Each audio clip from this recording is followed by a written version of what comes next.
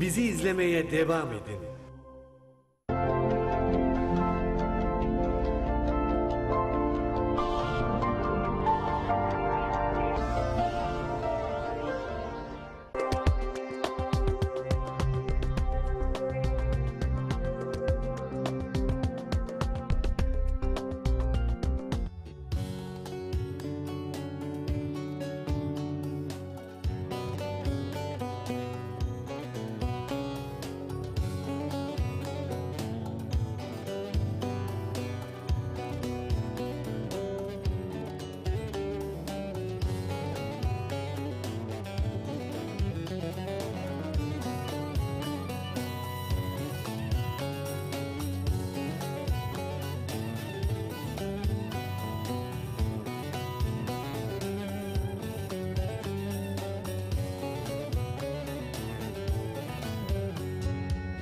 Bende hiç tükenmez bir hayat vardı, kırlara yayılan ilkbahar gibi.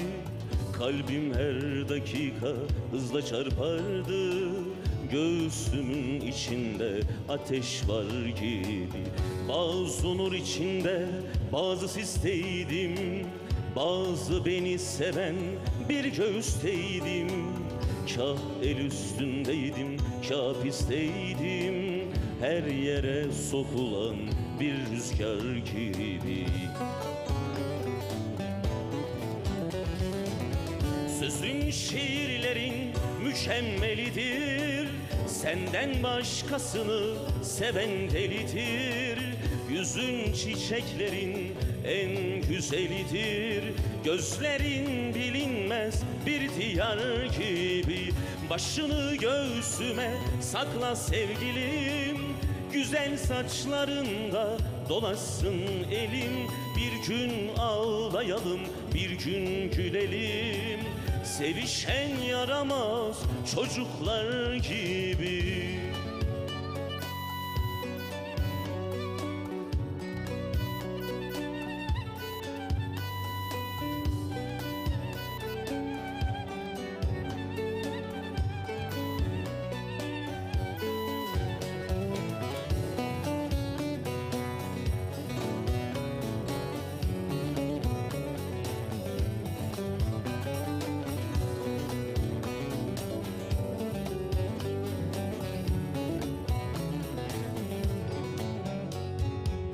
Hissedince sana vurulduğumu, anladın ne kadar yorulduğumu.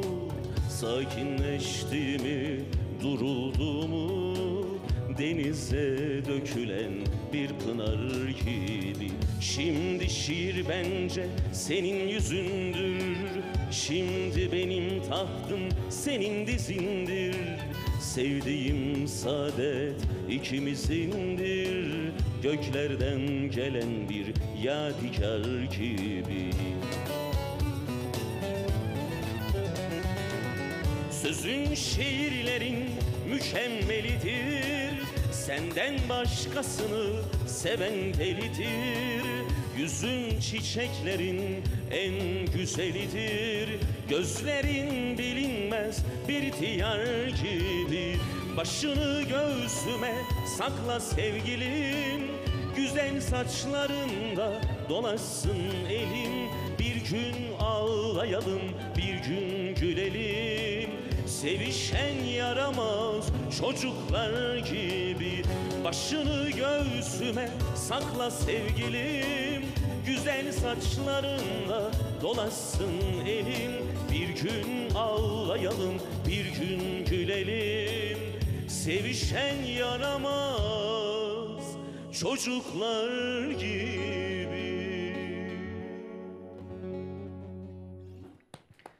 Çok teşekkürler. Evet sevgili dostlar, Yürekteki Ezgiler seyircilerimiz, bugün değişik bir şey yaptık. Direkt Yalçın dönmez çünkü sahne hakimiyeti çok iyi, yıllardan beri de sahnede. Dedim direktmen başlayalım. Nasıl olacak? Çok da güzel oldu. Heyecanımızı da aldık vallahi. Her program böyle heyecanlı oluyor. Bizim izleyenlerimiz çok fazla. Biraz sonra da görürsün. 10 yıldır, 15 yıldır tanışıyoruz ama kısmet bugüneymiş. Evet. Birlikte program yaptık. Şimdi dostlar o kadar yoğun ki her gün bir yerde çıkıyor. Boş gününü bulmak zor Yalçın Dönmez'in. Tekrar kardeşim hoş geldin. Hoş Sefalar bulduk. getirdin. Çok Neler teşekkürler. yapıyorsun? Nasıl gidiyor çalışmaların? Öncelikle teşekkür ederim nazik davetinizden ötürü.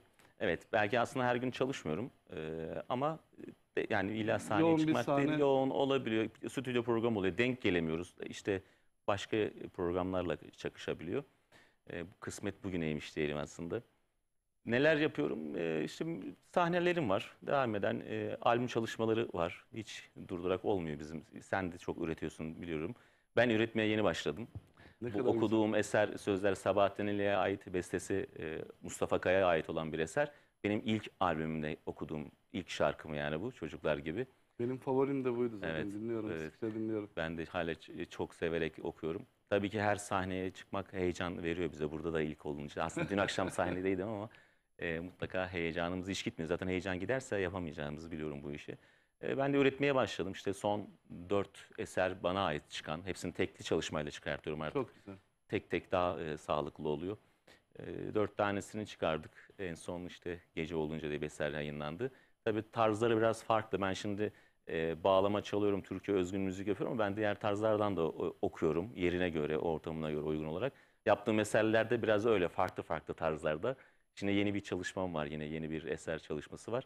Onun üzerine yoğunlaşıp Bu çalışıyorum. Böyle eserlerden de sürekli. canlı alacağız değil mi? Yeni çalışma sürpriz yapacak mısın Ekin Türk TV izleyicilerine?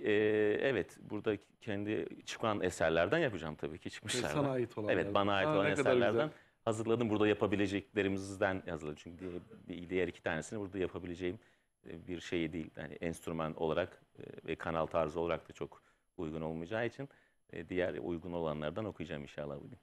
Harikasın ya. Değerli seyircilerimiz ne yapıyoruz efendim? 0541 483 60 60'dan bize isteklerinizi gönderiyorsunuz, dileklerinizi gönderiyorsunuz, sevdiklerinize mesajlar da gönderiyorsunuz. Elimiz geldiğince, tezenemizin çaldığınca, dilimizin yettiğince size türküler okumaya devam ediyoruz. O kadar güzel açtık ki. Senden bir tane daha alalım. Ondan sonra Öyle mi? benim geçen haftadan bir eksiğim vardı, onu okuyacağım.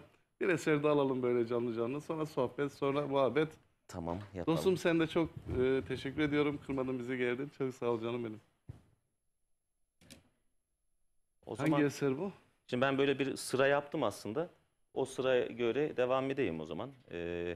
Bu da bir Ahmet Kaya eseri. Yusuf Hayaloğlu'na ait sözler. Nereden bileceksiniz? Oo. Onu yapayım.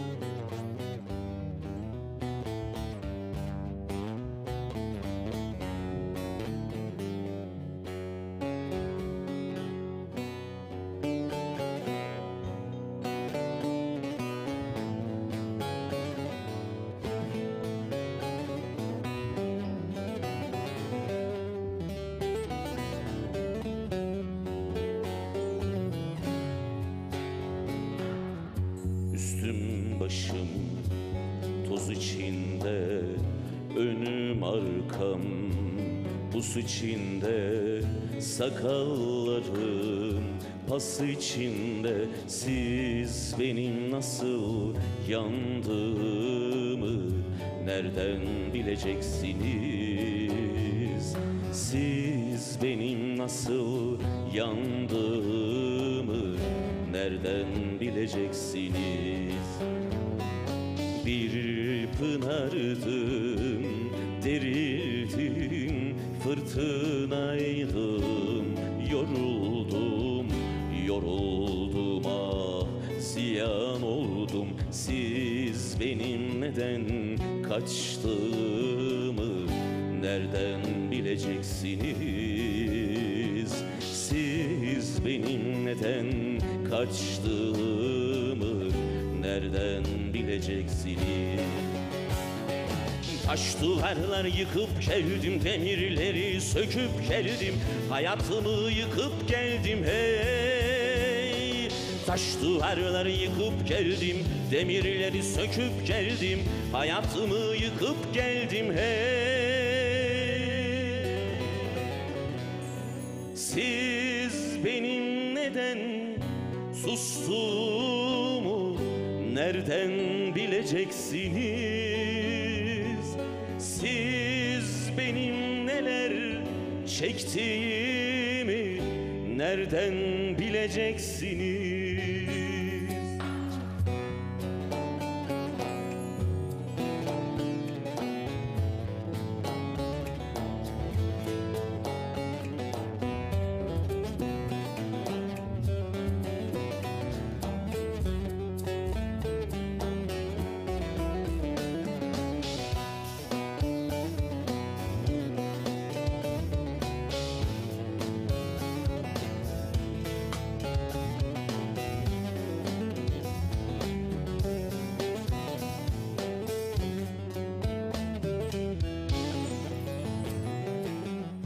Gökte yıldız söner şimdi, annem beni anar şimdi, sevdiğim varır kanar şimdi. Siz benim nasıl yandığımı nereden bileceksiniz? Siz benim nasıl yandığımı nereden bileceksiniz? Bir pınardım, ağır oldum, yol kenarı an oldum, yoruldum ah çok yoruldum. Siz benim kime küstüğümü nereden bileceksiniz? Siz benim kime küstüğümü nereden bileceksiniz? Ben ardımda yaş bıraktım, ağlayan bir eş bıraktım, sol yanımı boş bıraktım hey. Ben ardımda yaş bıraktım, ağlayan bir eş bıraktım, sol yanımı boş bıraktım hey. Siz benim neler çektiğimi nereden bileceksiniz? Siz benim neler çektiğimi nereden bileceksiniz? Sağlık. Çok Harikasın teşekkürler. Yalçın kardeşim. Evet değerli dostlar, gördünüz Yalçın Dönmez. Osman Genç'i buradan hatırlayalım. Değerli dostum. Osman Genç vasıtasıyla sizinle tanışmıştım. Evet, evet, hatırlıyorsun. Osman Hoca ile. Osman Genç Orta Dirok Tiyatrosu'nun kurucusu. Aynı zamanda da Piccolo sahnesi var. Yanılmıyorsam önümüzdeki hafta ve ondan sonraki hafta Efkan Şeşen'le. Bu hafta. Bu hafta. Bu hafta pazar günü, evet. Pazar günü. Ben de orada olacağım. İyi biliyorum. Sen de geliyorsun galiba. Şimdi şöyle aslında katılmayı da isterim. Osman Hoca'ya da buradan selamlar göndereyim. Selamlar hocama. Şöyle bir şey de var. Bizim bahsedecektim aslında, notumu almıştım. Sanat Meclisi biliyorsun, içinde bulunduğumuz bir sanatçılardan oluşan bir oluşum. Biz önderliğinde, ya aslında önderlik demeyelim de Sanat Meclisi'nin de katılımlarıyla bir proje var aslında şu anda yaptığımız. Bir Onurlu Sanatçılar Yaşam Evi diye bir yer yapıldı. Burada pazar günü onun açılışı olacak Armutlu'da. Orada Evet, biraz evet. çakıştı saatler. Orada bu etkinlikten de bahsedeyim ben, bu evden. Sanatçılarımızın orada bir okul gibi, yani insanlara bir şey öğretilen, dinleti yapılabilecek, işte söyleşi yapılabilecek, ihtiyacı olduğu durumlarda da ihtiyacı olan sanatçılarımızın özellikle yaş olarak ilerlemiş, bu sanata emek vermiş insanların da kalabileceği de bir ev dizayn edildi. Orada bir ev yapıldı. Çok Vardı, güzel. için dizayn edildi, boyası vesaire, işte eksikleri giderildi. Giderilmeye de hala çalışılıyor. Onun da açılışı var bu hafta. Çakıştı. Demin de yazıyordu gruptan arkadaşlar, çakıştı diye, ama mümkün olursa herkesine de katılmaya çalışacağım ben Yetişmeye de. çalışacaksın. Kesin olmamakla birlikte haftaya çarşamba da yine Efkan'la senin gibi böyle dostlarına muhabbet yapacağız. Efkan Çok Şeşen'i güzel. şimdiden anons ediyorum. Fuat'cığım dedi, acil bir durum olmazsa söz dedi. Bakalım acil durum, biliyorsun bizim çevrede her an her şey olabiliyor. Her şey olabilir, doğru. Onun için selamlar, sevgilerimi gönderiyorum. Hem Osman Genç'e hem de Efkan Şeşen'e. Çok değerli bir Bizden de selam sanatçıdır, olsun dosttur o da. Üretkendir. Hele o ıslığı var ya, ben onu Cem TV'den almıştım. Daha önceki bir önceki kanalda almıştım galiba. İlk o ıslık patlayan ıslık şarkısı Evet. var ya. El Gacire, Gacire'yi evet. seslendirmiş değil mi? Evet. Onu benim orada okumuştu. O gün zaten bitmiştim. Nasıl o bir duygu, nasıl o oktavlara çıkıyor ıslıkla ben. Evet. Yani Şahabak hiç ıslık düşünmemiş. Ya ıslıktan şarkı mı olur demiştim. Ama eser patladı. Şu anda 50 milyon, 100 milyon civarlarında tıklandı. Çok güzel Evet. üretken bir dostum. Çok da güzel. Bu da bir yetenek tabii ki.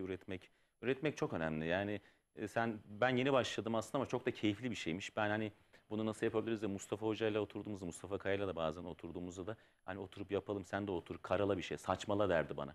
Yani al eline enstrümanı, saçma sapan şeyler söyle aklına. Aklına ne geliyorsa, ağzına ne geliyorsa söyle, onların içerinden bir ayıklarsın. Bir şeyler ortaya çıkar diye. Çok da keyifli bir şeymiş. Hani zaten biliyorsunuz bizim yaptığımız müzikte çok popüler olmak gibi bir olasılık da çok düşük. Zaten günümüz şartlarında yeni diye bir şey yok zaten. Her şey eski. Dijital ortam olduğu için her hafta bir şey çıkıyor. Eskiden kaset basılıyordu, CD basılıyordu sonrasında. Birazcık daha yeni kalabiliyordu. Şimdi yeni diye bir şey kalmıyor. Bir şey yapıyorsun, bir hafta sonra eskiyor zaten.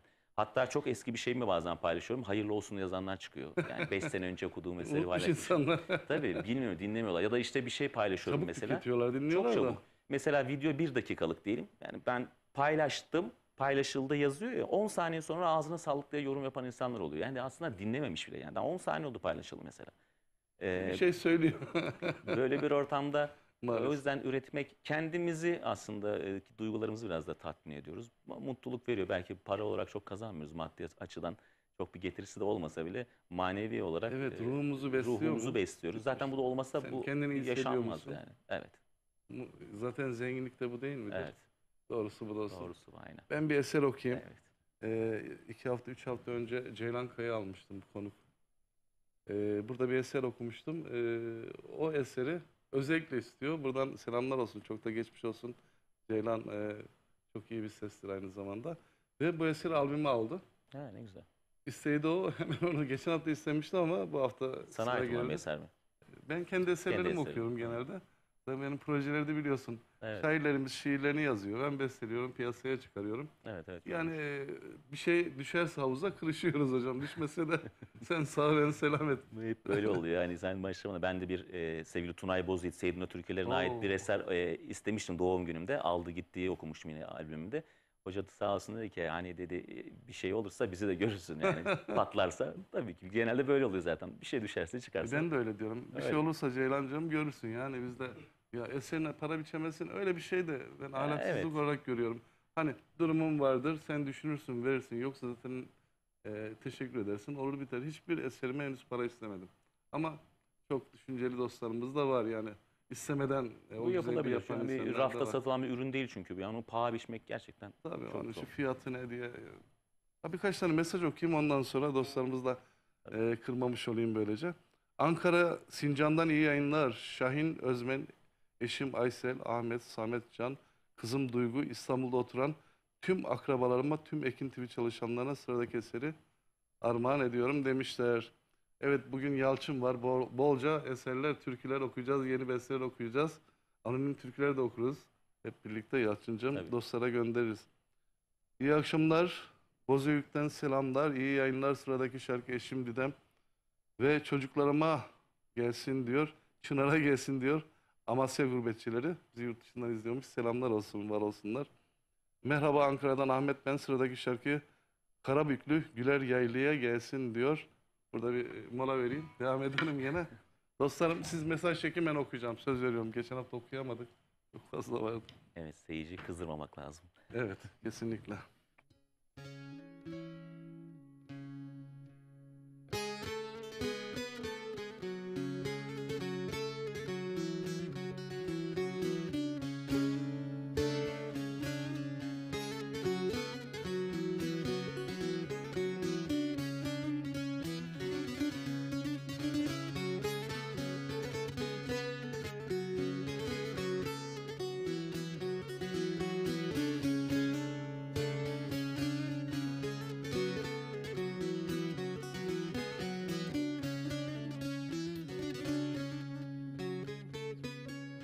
Yürüyüşlerinde bittim, sevişlerinde gittim.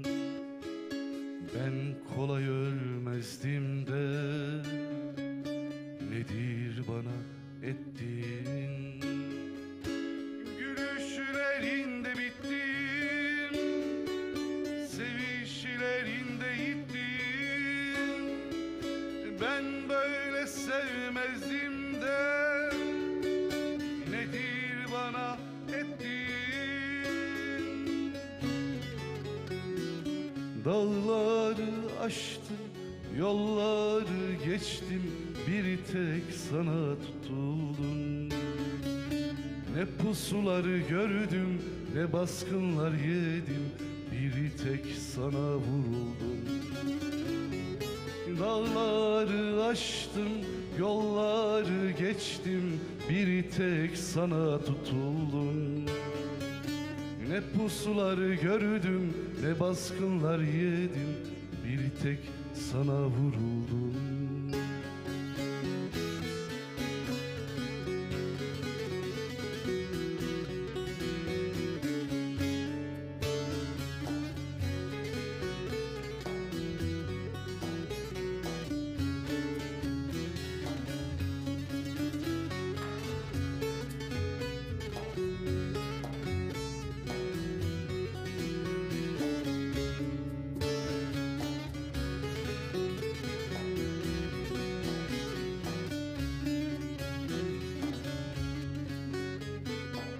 Sevdanın adı yasak, bilmem ki nasıl dayansak.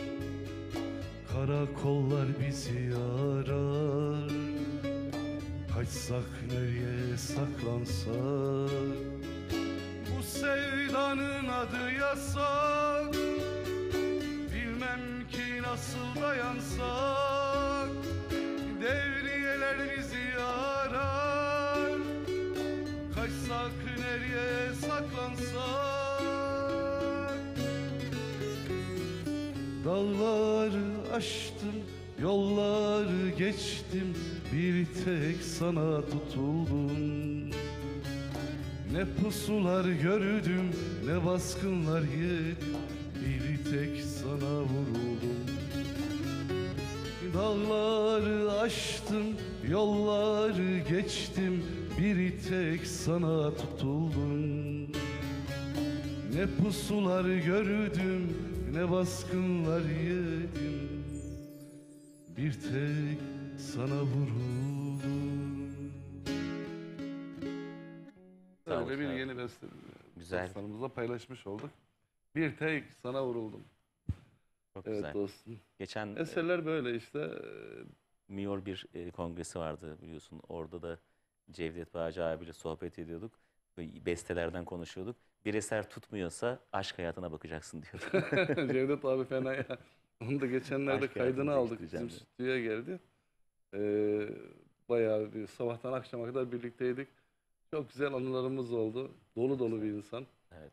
Her eseri de patlıyor zaten. Demek ki ki güzel aşk yok. hayatı yaşıyor. Aşk yok. Cevdet abi öyle. Tabii ki aşk derken birçok aşk var, tabii ki onu kastediyordur. Tabii, Aşk tabii. deyince bir kadın bir erkek anlamda değil. Değil tabii ki. Doğaya aşk, sevdaya aşk, kavgaya aşk. Aynen öyle. Öyle bakılıyor. Zaten öyle yazılıyor eserler. Yani Kuşa Böceğe şarkı Türkiye yazılmış yani. Ona Bir aşık kedin değil bile yok insan. demiş Sezen Aksu. Evet, Kedi. yani. Yani ne güzel Aynen eserler. öyle, çok güzel. Hocam sırada ne var? Alalım eserlerimizi. Sırada ne var? Seni yoracağım bugün. Yok ben de yorulmam. Yalçıncığım. Şimdi Tuton'da kalmışken bir de Kıvırcık Ali'den bir eser yazmışım. Ne Burcuk diyeyim? Ali'yi de anmış olalım Kıvırcık buradan. Ali'yi de anmış olalım Rahmetle diye. anıyoruz. Buradan çok da özlediğimizi söylüyoruz. Ali'miz bizi mutlaka bir yerlerden hissediyordur. Kesinlikle Canım çok- Ali'm benim ya. Erken bir ölüm Çok ve erken hani ölüm. biz ve bizim gibi bir sürü müzisyen sahnede okuduğumuz eserler repertuarının yarısı Ahmet Kaya ve Kıvırcık Ali'ye ait zaten eserler. Kim bilir yaşasalardı daha neler yapacaklardı bu topluma. Maalesef. Gerçekten çok faydası olmuş. Birçok insana bu işe teşvik eden de insanlar gerçekten örnek alınması. Ruhları şad olsun.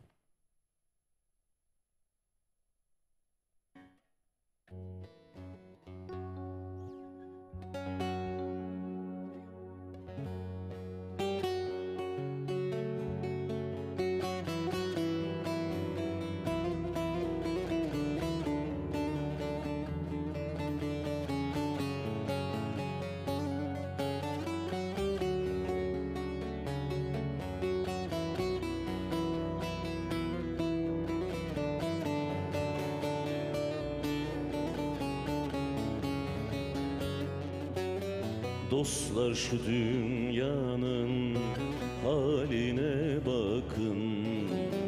Biber ekenler var dalın üstüne, serçe yuvasına ederken akın. Atmacalar konmuş dalın üstüne, yarasalar konmuş dalın üstüne. Serçe yuvasına ederken akın, atmacalar konmuş dalın üstüne, yarasalar konmuş dalın üstüne.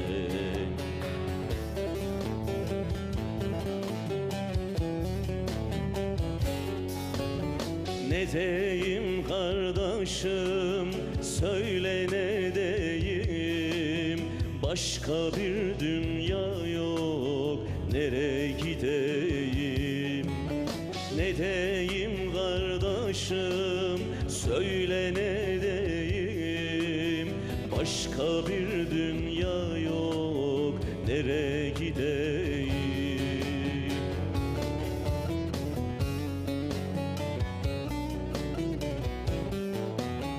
Gücüm de yetmiyor, ben bir çareyim. Daha ne söylesem bunun üstüne, daha ne söylesem bunun üstüne. Gücüm de yetmiyor, ben bir çareyim. Daha ne söylesem bunun üstüne, daha ne söylesem bunun üstüne.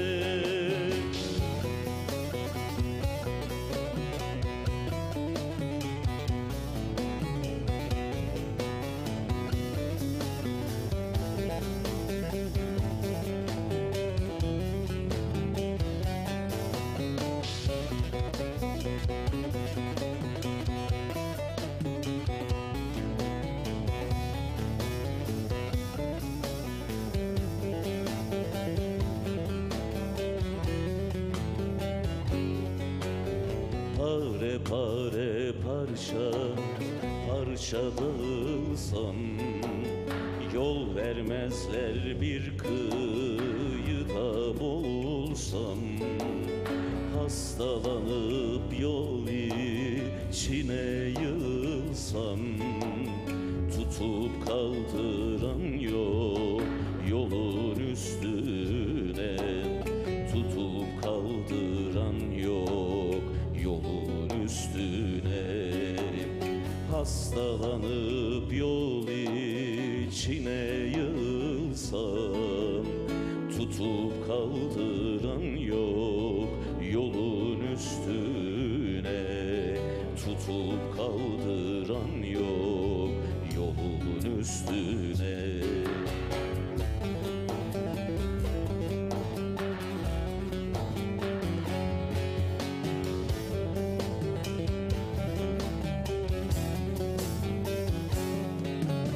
Ne deyim kardeşim, söyle ne deyim, başka bir dünya yok, nereye gideyim?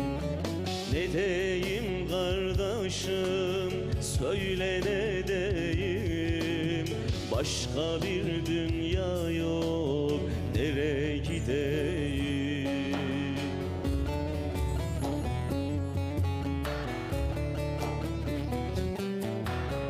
Gücüm de yetmiyor, ben bir çareyim. Daha ne söylesem bunun üstüne, daha ne söylesem bunun üstüne. Gücüm de yetmiyor, ben bir çareyim. Daha ne söylesem bunun üstüne, daha ne söylesem bunun üstüne.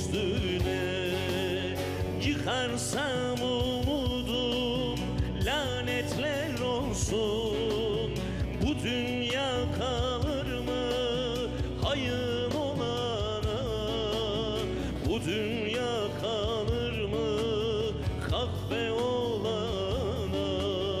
Bu dünya kalır mı zalim olana? Bu dünya kalır mı namert olana? Ruhu şad olsun Yüreğin bir var kez daha. olsun. Harikaydı. Teşekkür Ee, ederim. Ve Kıvırcık Ali'nin bilinmeyen eserlerinden biri. Öyle Çok mi? eskilerden tabii. Yani bunu da herkes sahnede de okumuyor. Bilmeyen çok bu eseri. Vardır. Çok Ben da güzel. çok önceden ya öyle o kadar çok eser var ki aslında ben müzisyenim aslında ama mesela bazen işte müzik kanallarında listelerde şarkılar çıkıyor. Hiç duymadığım şarkılarım Ahmet Kaya'nın hala o tarz Geçen bir sürü güne ben eserleri var. aynı şeyi yaşadım. Yani diyor Ahmet Kaya'nın sesine ne kadar benziyor. Dinlemediğim bir eseri çıktı. Evet. Bir arkadaş paylaşmış. Diyorum ne kadar güzel bir eser. Yani işte çabuk tüketim, ya biz bile onu yaşıyoruz ki Kesinlikle. maalesef. Hani şu anda TikTok'lar şunlar bunlar o bir dakika mı diyorsun sen? 20 saniyelere falan düştü. 20 saniye. Ne verdin o kadar yani. Evet hani mesela eser artık üretirken de insanlar dikkat ediyor ona. Yani introyu kimse dinlemiyor. Hemen esere girmek gerekiyor. Şimdi ben işte bu yaptığım 4 tanesinde öyle bir şey yapmadım Ben de ama ona çok dikkat ediyorum artık. Yani artık hemen dikkat şan etmek- başlıyor. Evet. İlk giriş. Böyle ufak intro bir kısa. kısa intro hemen söze. Eskiden Çünkü neydi? 3 kere 4 kere yaylılar dönerdi. Yok bağlama. Bir de diyor kaval döndürelim. Sadece 1,5 dakika ilk giriş. Onlar bitti artık. Evet aynen öyle oldu maalesef. Maalesef. Değerli dostum. Kendi bestelerinden de alacağız. Özellikle de çok merak ediyorum. Ben senin bestelerini dinlememiştim.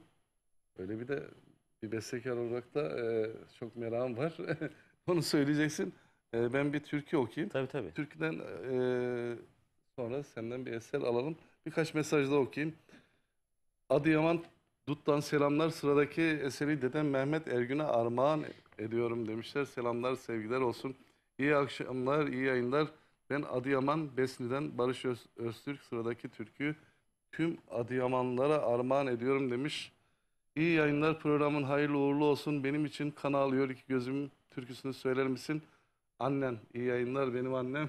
Annem ellerinden öpüyorum. Ellerinden Tabii ki öperiz. okurum. Selam olsun. İyi yayınlar diliyorum. Kocaeli'den ailece izliyoruz. Gönül insanı Fuat Bahçı'dan dağ başında değirman türküsünü rica ediyoruz. Olmazsa gönlünden gelen ne varsa o da olur. Kendisini çok seviyoruz. Kaynanamın da selamı var. Konuk Yalçın Dönmez'e de hoş gelmiş. Ahmet Kaya şarkılarını çok güzel okuyor. Selamlar, saygılar. Çok teşekkürler. Selamlar sağ olsun. olsunlar. Benden de Kocaeli'ne selam var olsun. olsunlar. Hayırlı akşamlar, hayırlı yayınlar. Sizleri seviyorum, severek izliyorum. Ben Malatya Karagöz Köyü'nden Muhammed. Sıradaki parçayı aileme armağan ediyorum demiş. Tekrar efendim siz çekin mesajlarınızı, ben devam edeceğim. Dağ başında Degirman bizim Artvin yöresinde ben nenemin, daha doğrusu babaannemin kaynanası büyük ninem. Onun dilinden dinlemiştim. Öyle bir eser. Onun derlemesini ben yaptım. Son kıtasını da kendim işte o HES'ler falan, o doğa katliamı vesaire oluyor ya. Onları böyle anlatmaya çalıştım. Ne güzel yapmışsın. Bayağı da sevildi. Öyle kendi derlemem bir eser. Bizim Eminim çok şivemizi sağ de olsun. duymuş olursun böylece. Evet, değil mi? Efendim Artvin Şavşat'a gelsin. Tüm Artvin'e gelsin.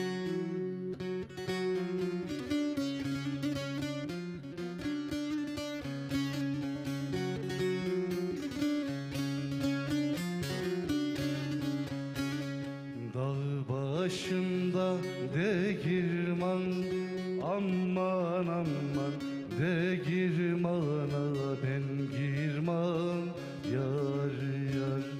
Degirmana ben girmem yar yar. Dökerse anam döksün, aman aman jandarmaya dökdürmem yar yar. Jandarmaya dökdürmem yar yar.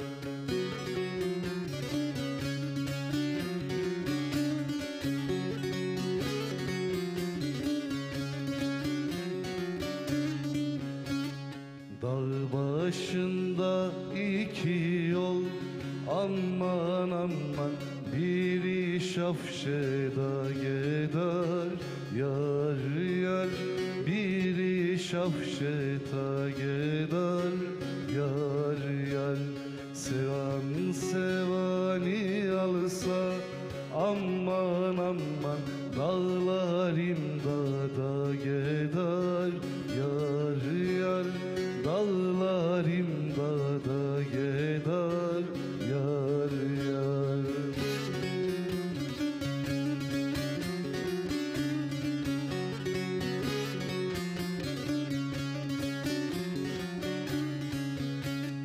Dağ başında dere var aman aman, dere heslara gider yar yar, dere heslara gider yar yar.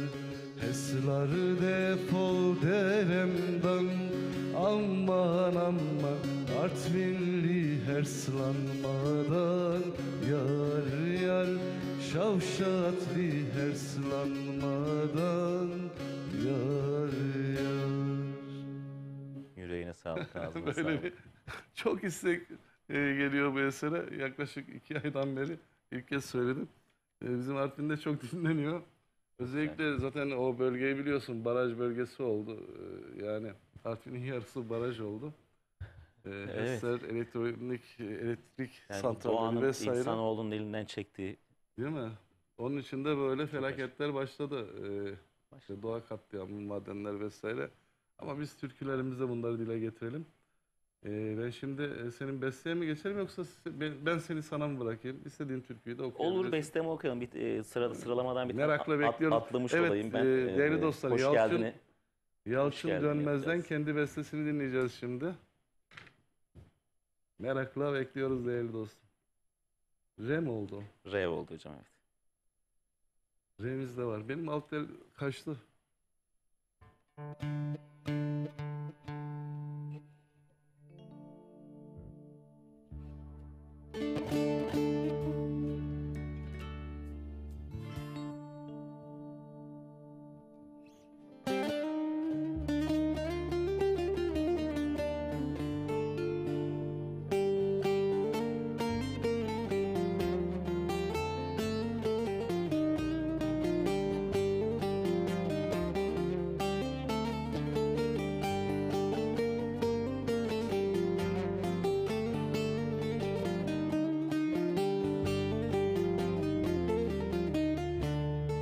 Seni nasıl anlatsam ki, tarifi yok, mümkün değil.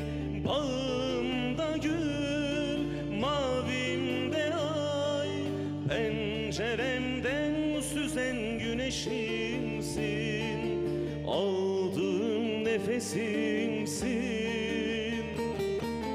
Gönlüme gülenimsin,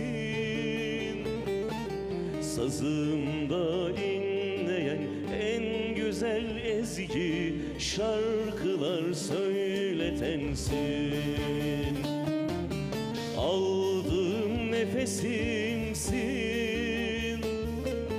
gönlüme gülenimsin,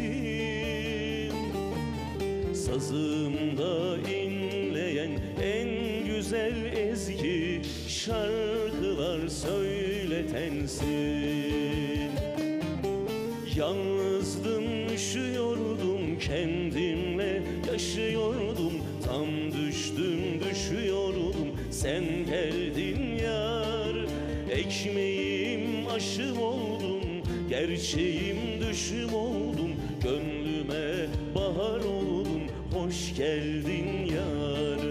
Yalnızdım, üşüyordum, kendimle yaşıyordum, tam düştüm, düşüyordum, sen geldin yar. Ekmeğim aşım oldum, gerçeğim düşüm oldum, gönlüme bahar oldum, hoş geldin yar.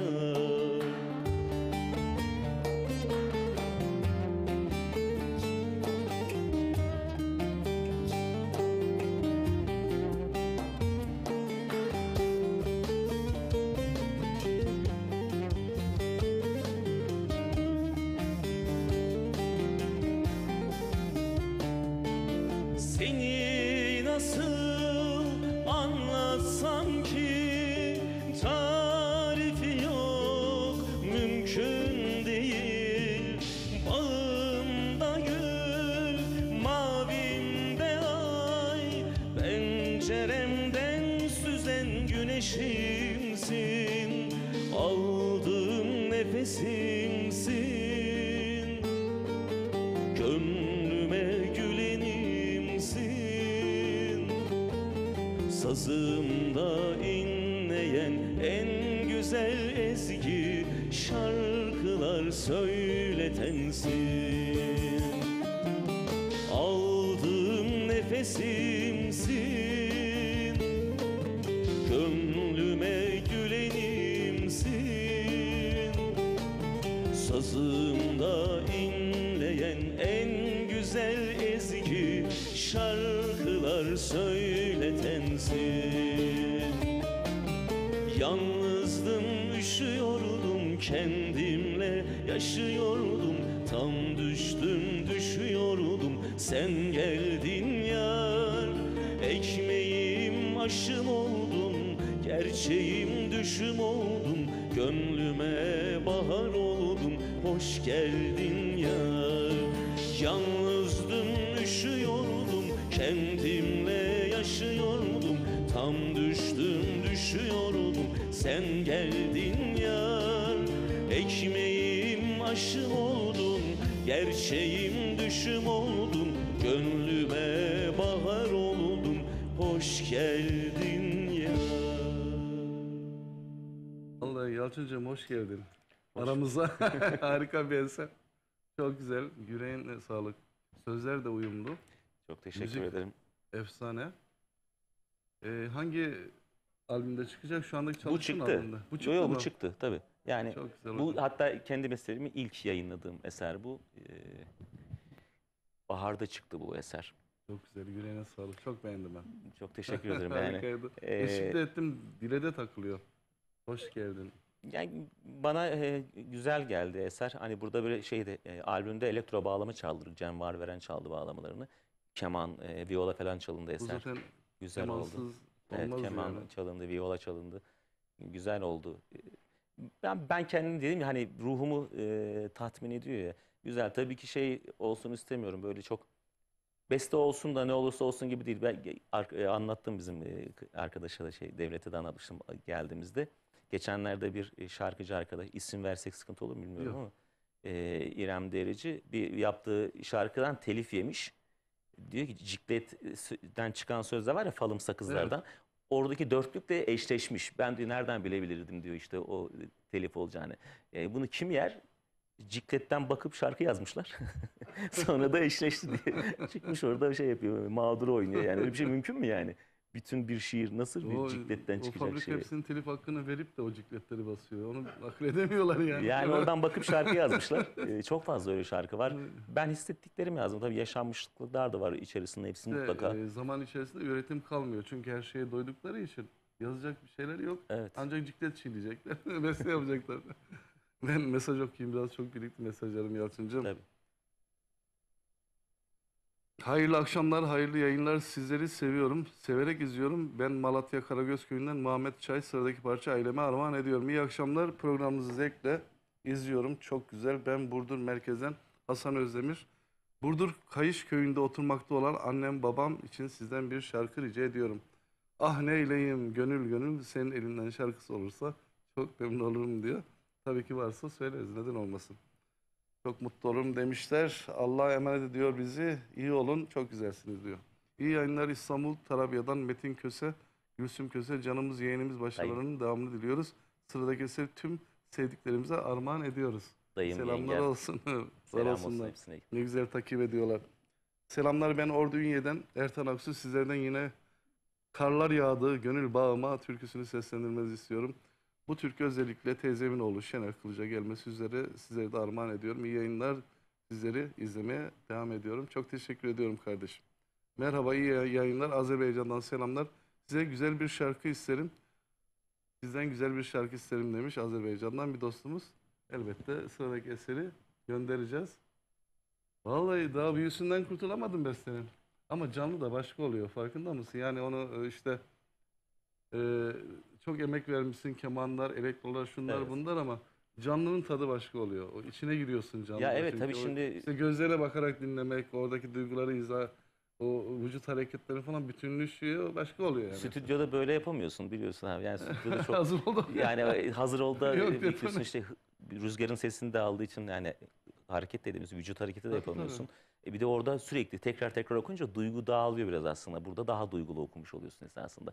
Evet, Yok, detone dört parmağı vesaire geçmeyeceksin, olabiliyor. sallanmayacaksın, Evet, sallanma, etmeyeceksin, evet. karşına bakacaksın. Hazır ol dediğim o ya. Evet. Ben de stüdyoculuk yapıyorum ya. Evet, ne söyleyeyim şimdi değerli dostum? Kan ağlıyor iki gözüm. Yine söz ve müziği bana ait bir eser.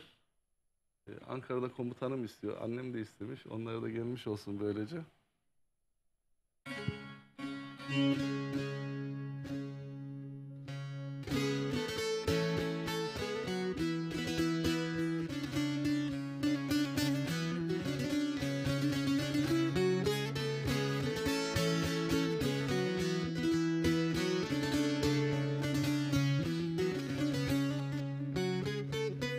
Kan ağlıyor iki gözüm,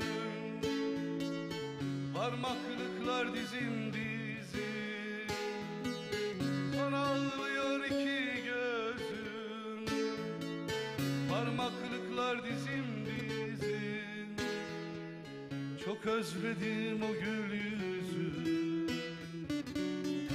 yalan mı yoksa sevişim. Çok özledim o gül yüzü, yalan mı yoksa sevişim. Benim için sen mapusta bir gül, benim için sen hicremde ışığımsın. Benim için sen dışarıda bir gün, benim için sen özgürlüğümsün. Söyle bana iki gözüm, yalan mı yoksa sevişim. Söyle bana iki gözüm, yalan mı yoksa sevişim.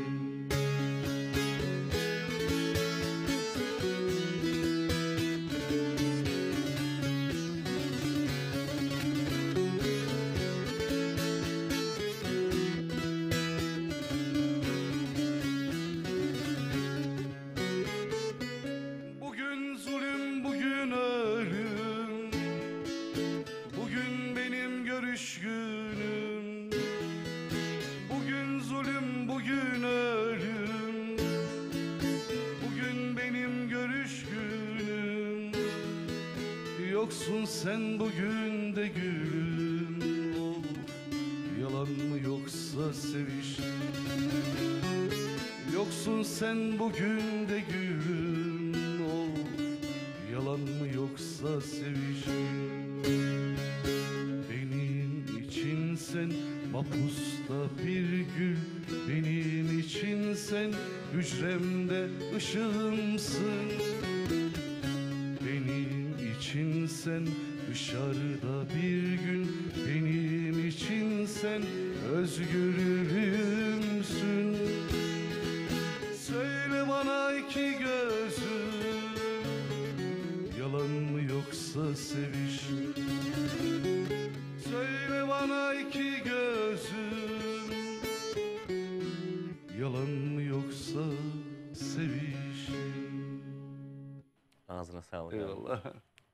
Bu da bir Mapushane türküsü. Bizim televizyonumuzda Mapushane'de yatan dostlarımız, arkadaşlarımız çok izliyor. Hatta cumartesi günü bizim genel yayın yönetmenimiz var, Erkan Binici. Mapushane Ranzaları diye bir program yapıyor. İnanır mısın? Haftada 300-500 bin mektup geliyor. Çok güzel. O mektuplar okunuyor falan. Herkese Allah kurtarsın diyoruz. Sabırlar diliyoruz bizi izleyen Mahpushane'deki dostlara.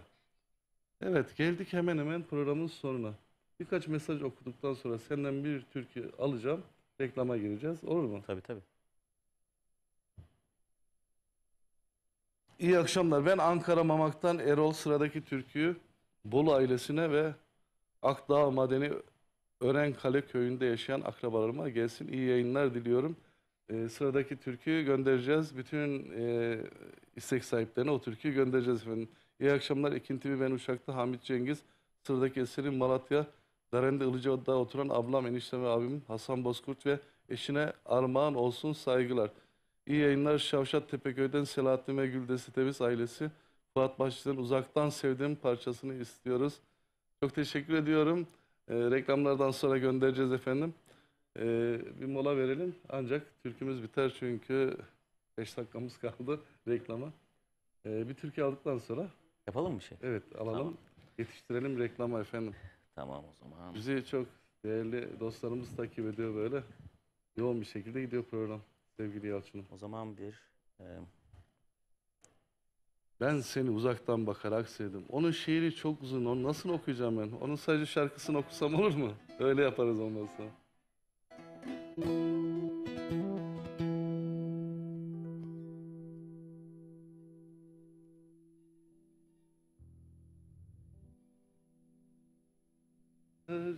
Oh. Ahmet Hep abi, Ahmet çok- Kaya çok- giresim çok geliyor. yaptım ona. Pir Sultan eseri okuyayım ben size.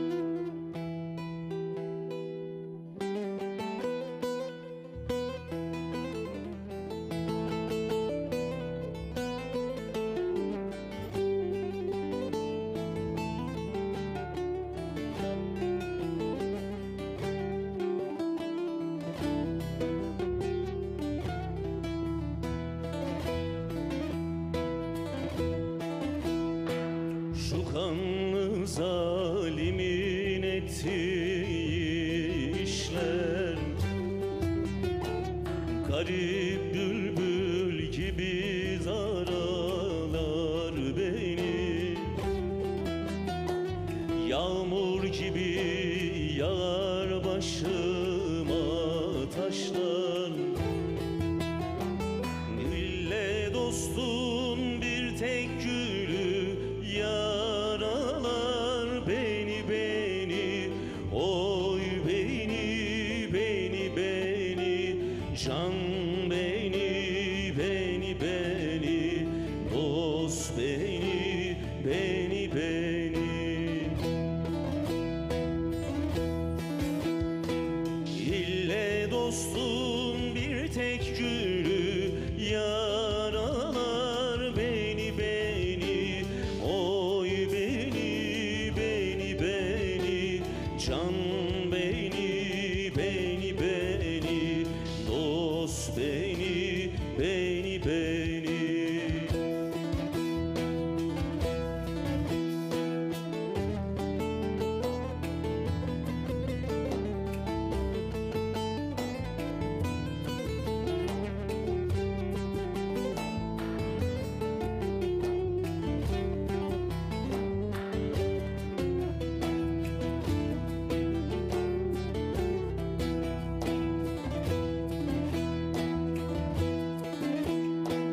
Dar günümde dost düşmanım belli oldu. Yüz derdim var idi şimdi el oldu. Ecel fermanı boynuma takıldı. Gerek assa gerek vuralar beni beni beni. Oy beni beni beni. Dost beni beni beni. Can beni beni beni. Gerek assa gerek vuralar beni beni beni. Oy beni beni beni. Can beni beni beni. Dost beni beni beni. Bir sultan abdalım can göğe ermez. Hak'tan emrolmazsa rahmet yağmaz. Şu dostların taşı hiç bana değmez. İlle dostum bir tek gülü yaralar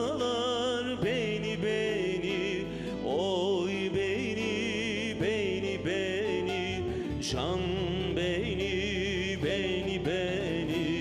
dost beni,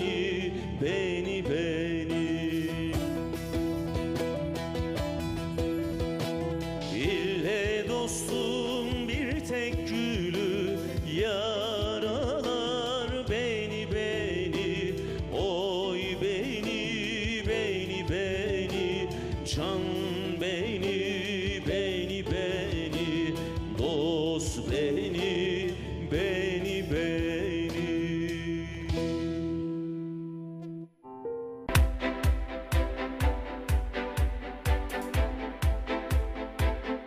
Sevgili izleyenler, herkese merhabalar. Şu anda bizler Ekin Gayrimenkul olarak Lüleburgaz Çiftlikköy'deyiz. Çiftlikköy'de çok güzel bir projeye imza attık. Bu bölgede 3 ayrı etapımız var. Şu anda 1. etap üzerindeyiz. Gerçekten havası güzel, oksijeni bol.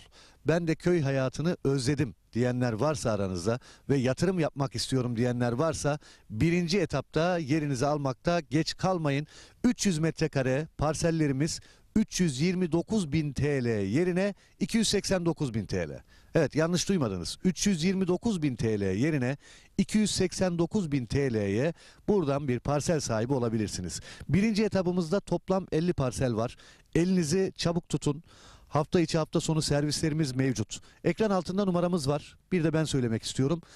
0212 486 39 00 0212 486 39 kısmi vade seçeneğimiz var.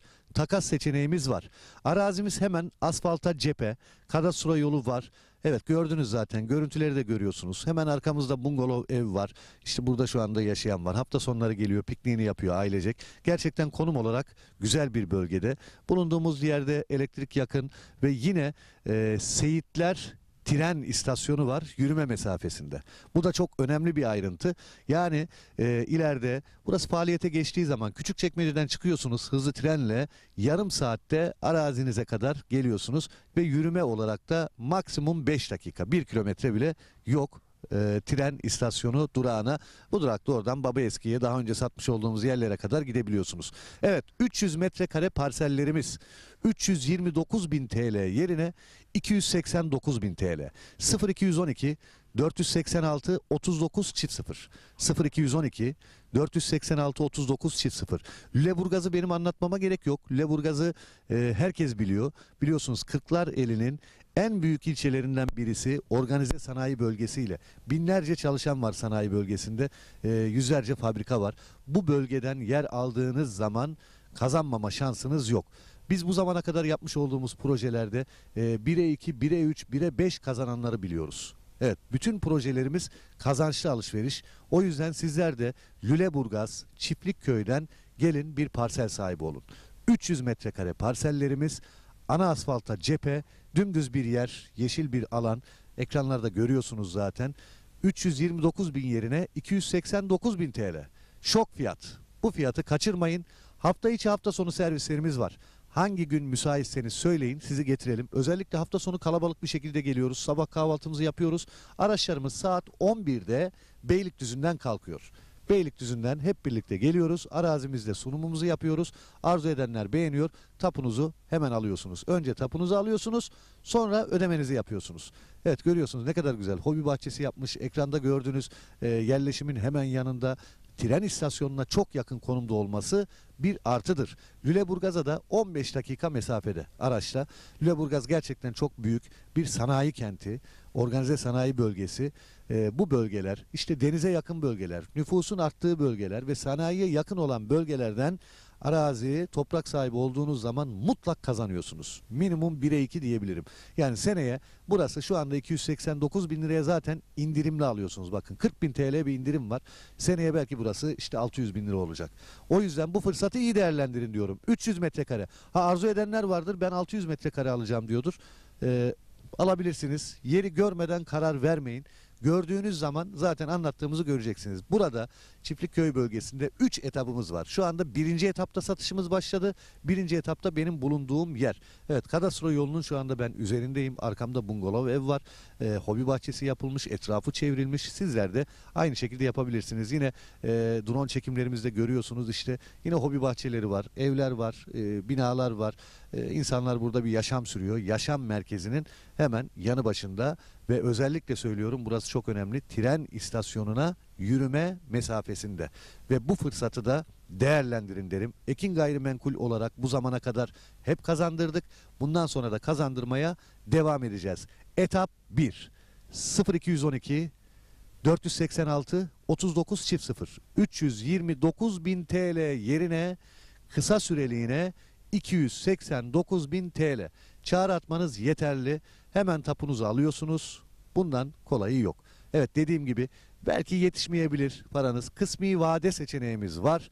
Takas imkanımız var. Evet, 300 metrekareden başlıyor. 600 alabilirsiniz. Bir dönüme yakın alabilirsiniz. Artık hem bütçenize hem zevkinize göre. Yer çok güzel. Dümdüz bir alan. Ana asfalta cephe. Hızlı tren istasyonuna yürüme mesafesinde. Kadastro yolunun yanında. Yerleşime yakın. Lüleburgaz Sanayi Bölgesi ve Çiftlikköy'ünün içinde 1. etap. 329.000 TL yerine 289.000 TL kısa süreliğine. Bu fırsatı değerlendirin. Numaramızı tekrar ediyorum. 0212 486 39 0. Çağrı atmanız yeterli. 0212 486 39 0.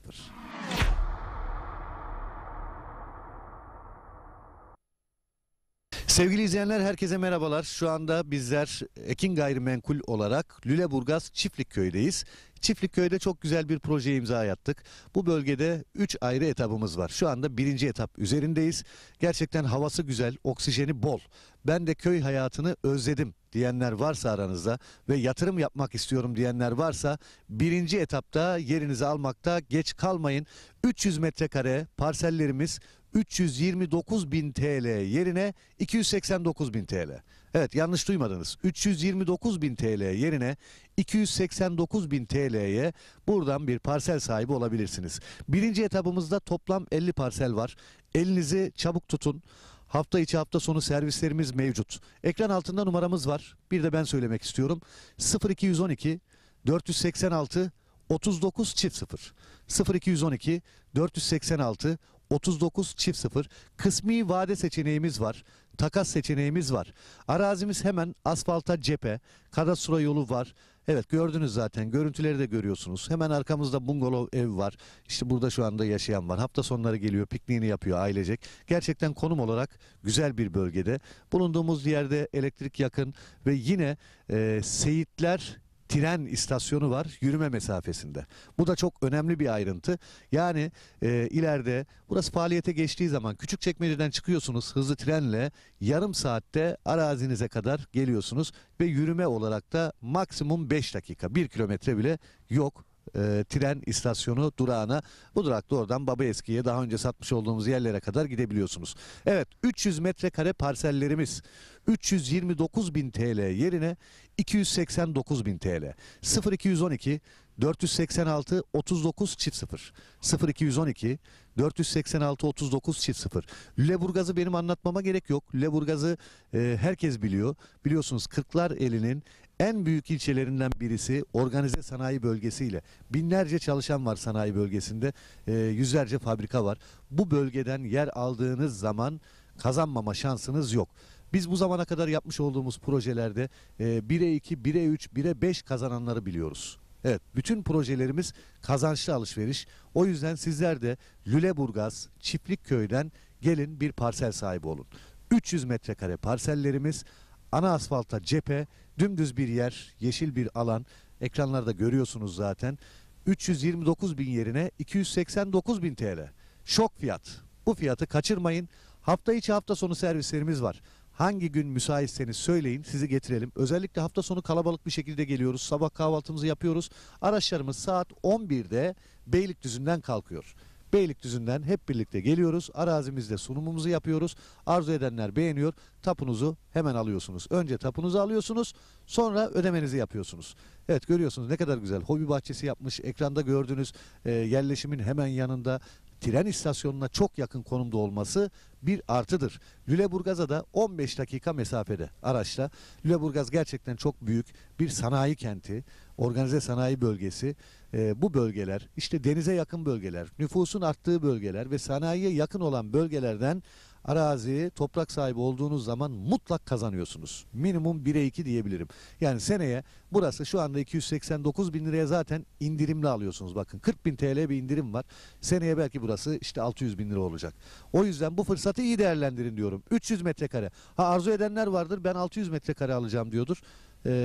Alabilirsiniz. Yeri görmeden karar vermeyin. Gördüğünüz zaman zaten anlattığımızı göreceksiniz. Burada Çiftlikköy bölgesinde 3 etapımız var. Şu anda 1. etapta satışımız başladı. 1. etapta benim bulunduğum yer. Evet, kadastro yolunun şu anda ben üzerindeyim. Arkamda bungalov ev var. Hobi bahçesi yapılmış, etrafı çevrilmiş. Sizler de aynı şekilde yapabilirsiniz. Yine drone çekimlerimizde görüyorsunuz, işte yine hobi bahçeleri var, evler var, binalar var. İnsanlar burada bir yaşam sürüyor. Yaşam merkezinin hemen yanı başında ve özellikle söylüyorum, burası çok önemli, tren istasyonuna yürüme mesafesinde ve bu fırsatı da değerlendirin derim. Ekin Gayrimenkul olarak bu zamana kadar hep kazandırdık. Bundan sonra da kazandırmaya devam edeceğiz. Etap 1. 0212 486 39 çift 0 329 bin TL yerine kısa süreliğine 289 bin TL. Çağrı atmanız yeterli. Hemen tapunuzu alıyorsunuz. Bundan kolayı yok. Evet, dediğim gibi belki yetişmeyebilir paranız. Kısmi vade seçeneğimiz var. Takas imkanımız var. Evet, 300 metrekareden başlıyor. 600 alabilirsiniz. Bir dönüme yakın alabilirsiniz. Artık hem bütçenize hem zevkinize göre. Yer çok güzel. Dümdüz bir alan. Ana asfalta cephe. Hızlı tren istasyonuna yürüme mesafesinde. Kadastro yolunun yanında. Yerleşime yakın. Lüleburgaz Sanayi Bölgesi ve Çiftlikköy'ünün içinde 1. etap. 329 bin TL yerine 289 bin TL kısa süreliğine. Bu fırsatı değerlendirin. Numaramızı tekrar ediyorum. 0212 486 39 çift 0. Çağrı atmanız yeterli. 0212 486 39 çift 0.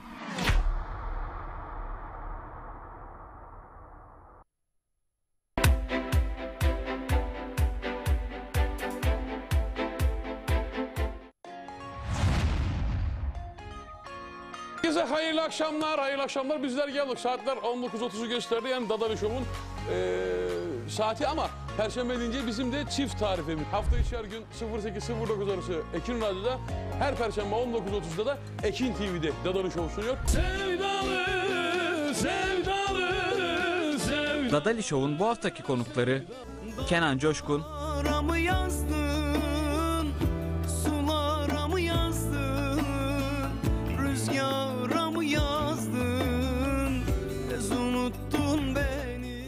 Özden Irmak, Üzerinde toprakla taşlar, kurudu gözümden süzülen yaşlar, kendime seçtiğim sözde sırda. Dadali Show her Perşembe saat 19.30'da Ekin Türk TV'de sizlerle. Bugün dost yaralanmış, yine gönlüm hoş değil.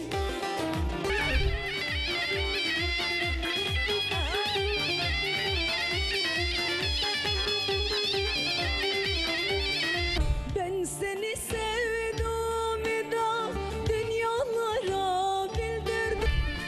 Ah figan dilber senin elinden, hasretin bağrıma ezdi eziyor. Birbirinden değerli konuklarıyla Mehtap Koç ile Coş Coş programı her Perşembe saat 22'de Ekin Türk TV'de sizlerle. Ağlıyormuşum, deli diyorlarmış, benim halime gelmiş yine.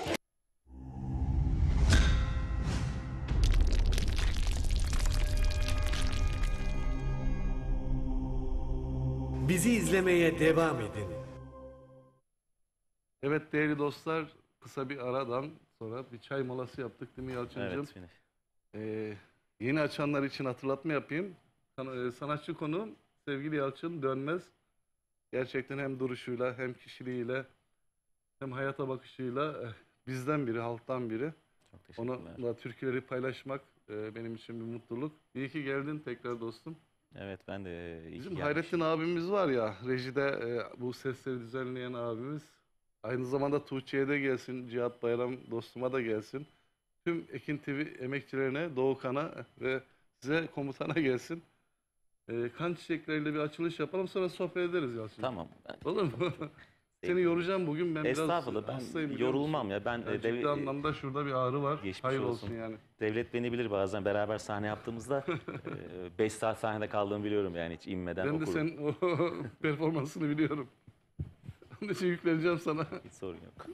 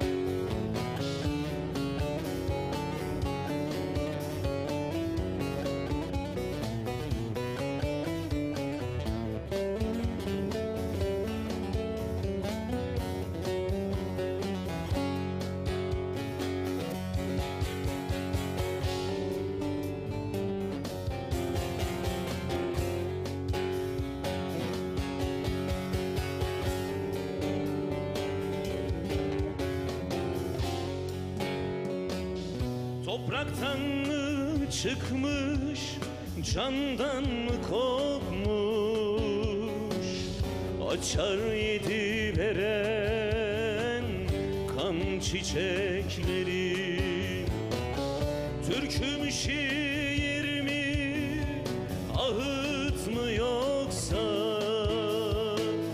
Biter yedi veren kan çiçekleri.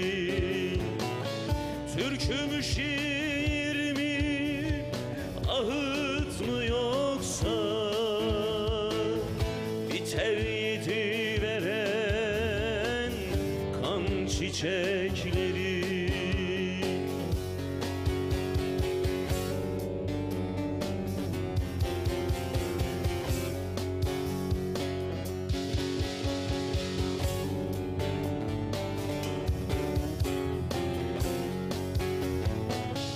Bölük bölük olmuş çaylar, dereler,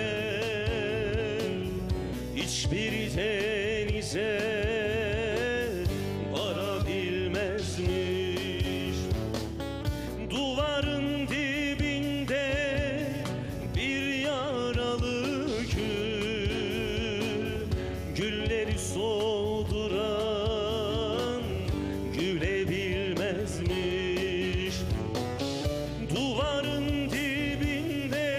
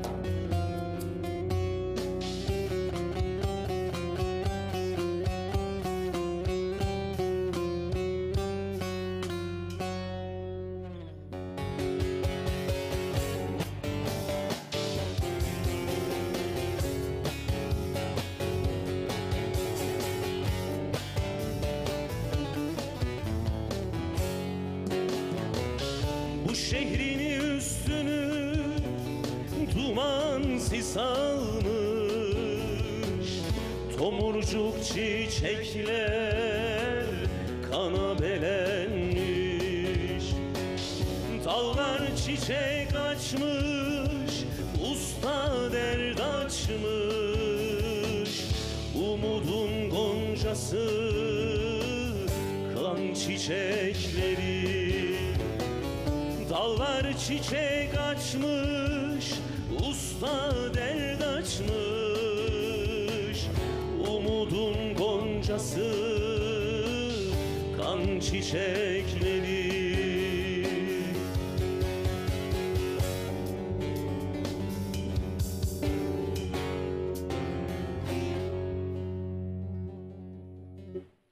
Çok Ya sevdiğimiz Hayrettin bir abi böyle eser. sıcağı sıcağına göndeririz gördüğün Ekin gibi. TV armağan olsun. Eyvallah baba. Çok teşekkürler. Bak iyi akşamlar demiş değerli bir dostumuz. Yalçın Dönmez kardeşimden gece olunca türküsünü istiyorum. Bir daha İyi yayınlar diliyorum. Cem Metin kardeşimiz göndermiş. Cemil, Hayırlı akşamlar Fuat abi. selam Ben olsun. Tarsus'tan Ayhan Taş. Harikasınız. Başarılarınız daim olsun. Sizden rahmetli Kıvırcık Ali'den bir selam sal. Sabah olsun. Sende vardır ilerleyen saatlerde. Geçeriz. Bende de var. Çok teşekkür ediyoruz bizleri yalnız bırakmadığınız için değerli dostlar. Nedir? 0541 483 60 60'dan mesajlar gönderiyorsunuz. Biz de okuyoruz efendim. Benim çocuklar da beni izliyorlar şimdi. Deniz'le Kemal, onlara da selam olsun. Gözlerinden öpüyoruz. Gözlerinden öpüyorum canım. Ne göndereceğiz çocuklara? Onlar da aslında severdi. Yani bu da albümden bir şarkı. bütün- Gece olunca da benim eser, en Senin eser, en değil son mi? eser bana ait olan. Ben o zaman bir türkü girdikten Tamam. sonra gece oluncayı çocuklara gönderelim. Gönderelim. Evet. Seviyorlardı çünkü senin albümünde Tabii. olan bir eser. Benden ne gelirse bakalım.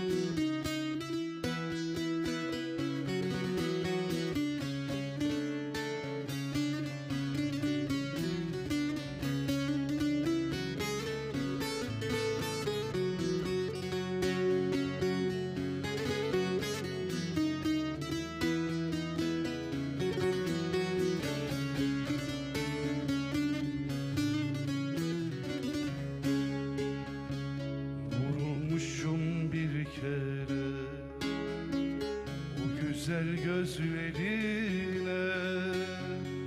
Vurulmuşum bir kere o güzel gözlerine. Bir sana tutsam, bir de İstanbul'a dayanmıyor yüreğim, aklım firarda. Sevdan benden geçti, bu aşk beni aştı. Yakıp yıkıp da gitti, oy ben ne diyeyim. Sana yazılmış yüreğim, sevdana kul köleyim. Ömrümü ömrüne vereyim de, oy ben öleyim.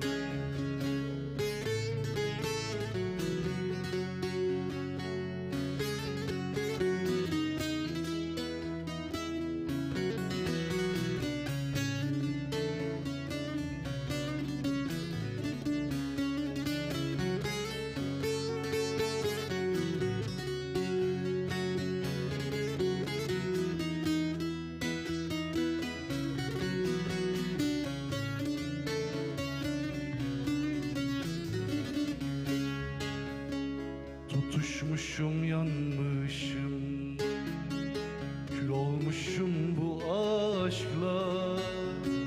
Tutuşmuşum yanmışım, kül olmuşum bu aşkla. Savurdun küllerimi gözün aydın İstanbul, dayanmıyor yüreğim, aklım firarda. Sevdan benden geçti, bu aşk beni aştı, yakıp yıkıp da gitti. Oy ben ne diyeyim, sana yazılmış yüreğim, sevdana kul köleyim. Ömrümü ömrüne vereyim de, oy ben öleyim. Ağzına sağlık. Söz müziği bana ait bir eseri sevgili dostlarla ve Yalçın kardeşimle paylaştım. Çok güzel. Ağzına sağlık abi. Evet Yalçıncığım, neler yapıyorsun, daha neler yapacaksın, ideallerin, hayallerin nedir, müzik piyasasına nasıl o kadar çok soru var ki. Konuşsak mı, çalıp söylesek mi? Yani Konuştukça tabii hiç konuşmadan da dertleniyoruz. olmaz tabii ki ama yani hayallerim, ideallerim çok büyük değil. O yüzden gerçekçi olmak gerekiyor diye düşünüyorum. Hani yaptığımız müzik ve duruşumuz gereği bizim öyle çok popüler olma olasılığımız biraz düşük gibi geliyor. Ben gerçekçi olmaya çalışıyorum. Çünkü bir yerlerde durman lazım. İşte kapıların altından eğilerek geçmen lazım gibi şeyler var bir yerlere gelebilmek için. O taraklarda bezim olmadığı için ben böyle mutluyum. Olduğu kadar. Türkülerle gömün beni işte abi. O işte yani eğer ciddi anlamda büyük beklentiler olursa hüsranlarla da karşılaşabiliyoruz. Biz güzel olsun, güzel şeyler olsun. Biz onlarla mutlu oluruz. Öyle sonu şey gibi oluyor, Dilan Polatları gibi oluyor. Yani çok yukarıda oldukları için. Onun için biz böyle abi kendi yağımızda kavrulalım. Aynen öyle. Sevgili dostum benim mesajlara biraz baktıktan sonra senin o eserini alacağız. Onun söz müziği senin mi? Onu da bilmem. Evet. O da bugün bol bol ne yapacağız? Böyle aşık atışması gibi oldu. Evet, besteler yarışması bu. Hayırlı akşamlar Fuat abi demişler. İyi yayınlar diliyoruz. Sürekli takip ediyorum. Kan ağlıyor, iki gözümü istiyorum. Ankara'dan Sait Doğan ailesi. Efendim reklamlardan önce göndermiştim. Ne olur kabul edin. Hayırlı akşamlar. Ben Silivri'den Yalçın Dönmez'in kayınvalidesi. Programımıza başarı dilerim. Güzel şarkı isterim. İpek Mutlu demiş. Merhaba ben. Hangi şarkı istiyor? Güzel bir şey. Güzel bir şarkı. Onlar sende abi. Merhaba ben İspir Mülk Köyü'nden Abuzer sıradaki parça Mülk Köyü ve tüm Çermeli'ye gelsin iyi yayınlar. İyi akşamlar Ender Balkır'dan Ruhumda Sızı Almanya'dan Ferhat Karaman. Almanya'ya da selamlar olsun. Yine okumaya devam edeceğim ama senden bir eser aldıktan sonra bu senin besteyi hem çocuklara da isimleri neydi? Deniz ve Kemal. Deniz ve Kemal'e gelsin. Gelsin. Ve yeni beste tüm dostlara gelsin. Güzel bestelerim var, yüreğim var olsun kardeşim. Gerçekten öyle. Yani çok da başarılısın. Çalışıyoruz. Zaten mesajlardan da onu alıyoruz.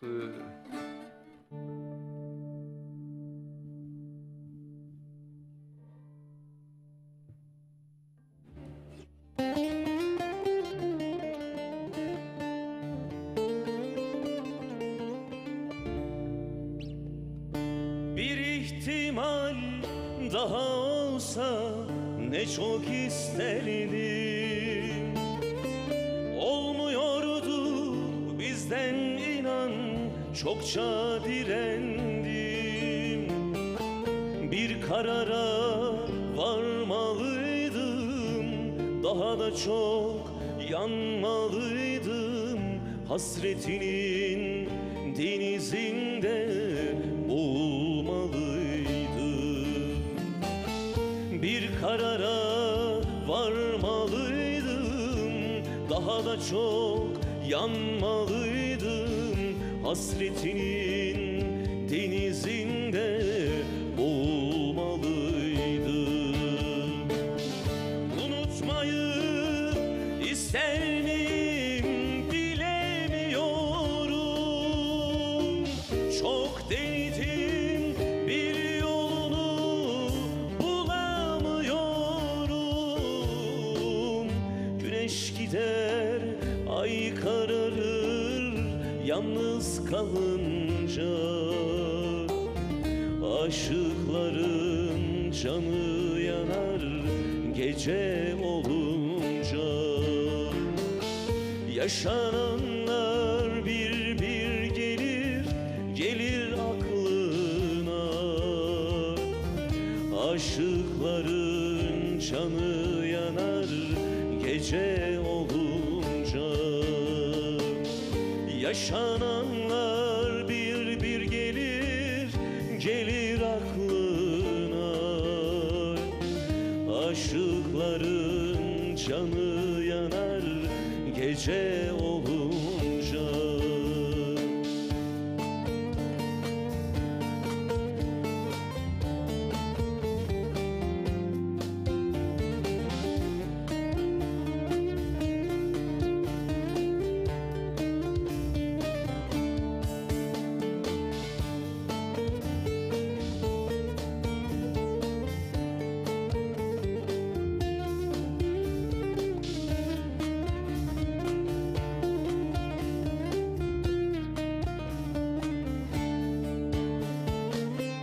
Bir ihtimal daha olsa ne çok isterdim. Olmuyordu bizden inan, çokça direndim. Bir karara varmalıydım, daha da çok yanmalıydım. Hasretinin denizinde boğulmalıydım. Bir karara varmalıydım, daha da çok yanmalıydım. Hasretinin denizinde boğulmalıydım. Unutmayı ister miyim bilemiyorum. Çok denedim, bir yolunu bulamıyorum. Güneş gider, ay kararır, yalnız kalınca. Gözyaşın yastığa düşer gece olunca. Yaşananlar bir bir gelir, gelir aklına. Aşıkların canı yanar gece olunca. Yaşananlar bir bir gelir, gelir aklına. Aşıkların canı yanar gece olunca. Vay, gece olunca böyleymiş. Çok da güzel bir eser, yüreğine sağlık. Çok teşekkür ederim, sağ olun. Güzel Kürdi bir eser. Evet, buradan Çok iyi gidiyor bunların- özellikle özgün müziklerde. aranjörüm de bu, selam gönderimden sevgili İnan Tat, sevgili müzisyen. İnan mı yaptı bunu? İnan yaptı aranjesinde. Sağ olsun, var olsun. Sağ olsun. Ankara'da değerli bir dostum var, Barbaros Çelikoğlu. Mavi Düşlerin şairidir kendisi. Ankara'da da çok böyle sosyal bir çevresi var. Çok kalabalık bir çevresi var. Buradan da sesleniyorum. Konser falan düzenlediğinde sevgili Barbaros'cum, Yalçın'ı mutlaka arıyorsun. Gördün yani, anlatmama gerek yok. Bir mesaj çekmiş. Özgün müziğin güçlü yorumcusu, kendine has tarzıyla gönülleri fetheden Türkiye'mizin ve sanatın kıymetli müzik adamı. Harikulade bir program hazırlayıp sunduğun için, bizleri bu keyfi yaşattığın için çok teşekkür ediyoruz. Bu hafta da her hafta olduğu gibi keyifle izlemeye devam ediyoruz. Fuat Bahçeci ve ekibine, Yalçın Dönmez kardeşime, Ekin Türk TV ailesine, ayrıca emeği geçen herkese teşekkür ediyorum. Başarılar daim olsun. En ulvi sevgi ve saygılarımla Barbaros Çelikoğlu, Mavi Düşlerin şairi. Selam Şair olunca böyle yazıyorlar Evet, abi. şiir gibi yani. Buradan yüreğinden öpüyorum. Ayın 20'sinde de konuğum olacak. Ankara'dan gelecek kendisi. Güzel bir program yapacağız dostumla. Bekliyoruz seni sevgili dostum. Ha, gece olunca böyle. Bu arada mesajlarımız çoğaldı. Biraz kayınvalideye gönderdik değil mi? O tamam. Tamam. Çocuklara da gönderdik. Çocuklara da gönderdik. Cem'e de gitti. Hayırlı akşamlar. Ben Silivri'den Yalçın Dönmez'in kayınvalidesi. Okumuştum, okumuştuk pek ya. mutlu. Evet, ondan sonrakine bakayım. Merhabalar demiş. İyi akşamlar. Sivas Zara Deredam köyünden Gökhan Toprak. Anam türküsünü istiyorum. Tüm anılara gelsin. Teşekkürler diyor. Yani sağ olsunlar, var olsunlar. Biz onlara içimizden gelen bir türkü okuyalım. Neyi okuyalım peki? İçinden Zülfü Livaneli ne geldiğini türküsü- sen biliyorsun abi. Zülfü Livaneli. Birlikte okuyabiliriz hatta. Demin o kadar güzel kan çiçeklerini okudun ki ben de o arada ben de bir zülfü yapayım. Uzun süredir yapmamıştım. Ama hangisini? Karlı Kayın yapalım. Olur. Çok Olur değil mi? Karlı Kayın Orman'a. Tüm dostlara gelsin. Değil mi Doğukancığım? Sana da gelsin.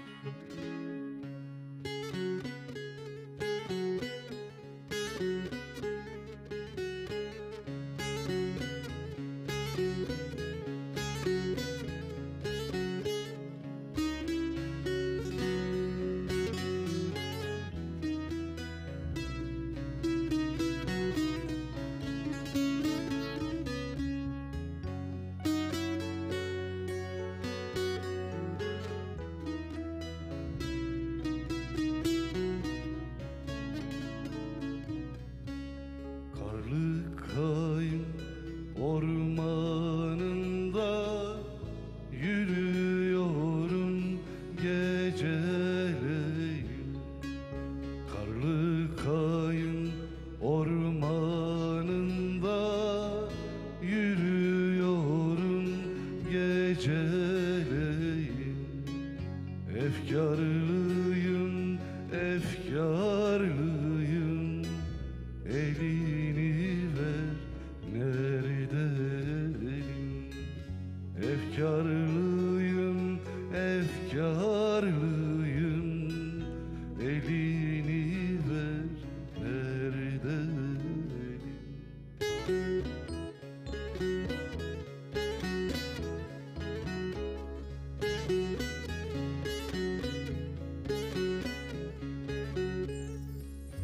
Ben oradan geçerken biri amca dese gir içeri. Ben oradan geçerken biri amca dese gir içeri. Girip yerden selamlasan hane içindekileri. Girip yerden selamlasan hane içindekileri.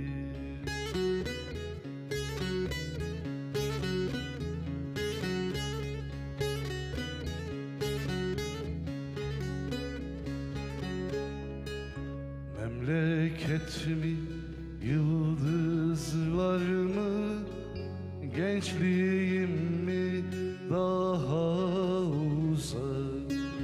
Memleket mi, yıldızlar mı, gençliğim mi daha uzak? Kayınların arasında bir pencere sarı sıcak. Kayınların arasında bir pencere mavi sıcak.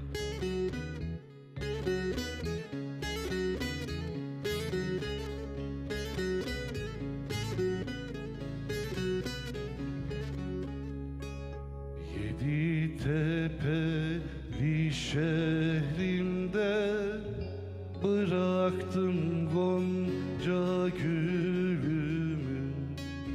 Yedi tepeli şehrimde bıraktım gonca gülümü. Ne ölümden korkmak ayıp, ne de düşünmek ölümü. Ne ölümden korkmak ayıp, ne de düşünmek ölümü. Yüreğine sağlık abi. Eyvallah. Emeğine sağlık kardeşim. Yüreğine sağlık. Hayrettin abi bugün hep sana çalışıyorum da çok seviyorum gönder. Harika gidiyor vallahi. Evet dostum. Hep sohbet ediyorduk arada. Fazla böyle derinlere dalmadan türkülerle mesajlarımızı vermeye gidiyoruz. Bir de uğurlama yapmak istiyorum ben. Eğer sen de yaparsan çok da güzel olur. Veya birlikte söylersek ben sana eşlik edebilirim. Hiç fark etmez abi. Hiç fark etmez. Ama Hazırlandıysan sen sen yapabilirsin. kendi repertuarını tabii ki oku. Yani emrivaki yapmayı sevmiyorum. Ama içinden ne geliyorsa ister uğurlama olsun. O benim ve sevgili rejimizin isteğiydi. Onu ben de okuyabilirim. Sıkıntı yok. Sen okusan ben de okurum ama sen varsa zaten sen oku. Ben kendi repertuarımdan okuyayım. Peki o zaman. Hayrettin abi ben okuyacağım. Bugün bana kaldın.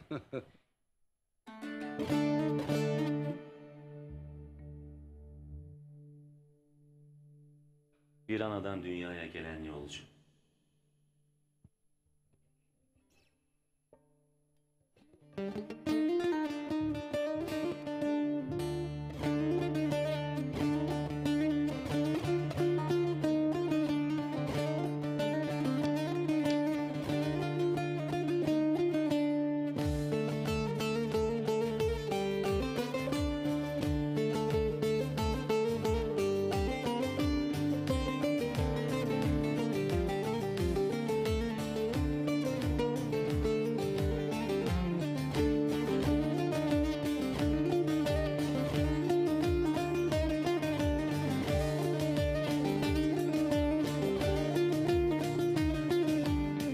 Bir anadan dünyaya gelen yolcu, bir anadan dünyaya gelen yolcu, varıp da dünyaya gönül verdin mi? Varıp da dünyaya gönül verdin mi?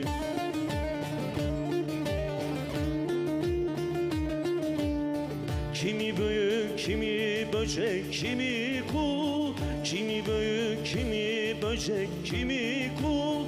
Merak edip hiçbirini sordun mu?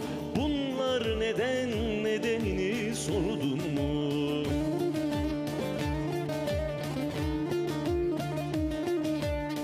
Kimi büyük, kimi böcek, kimi kul, kimi büyük, kimi böcek, kimi kul. Merak edip hiçbirini sordun mu? Bunlar neden, nedenini sordun mu?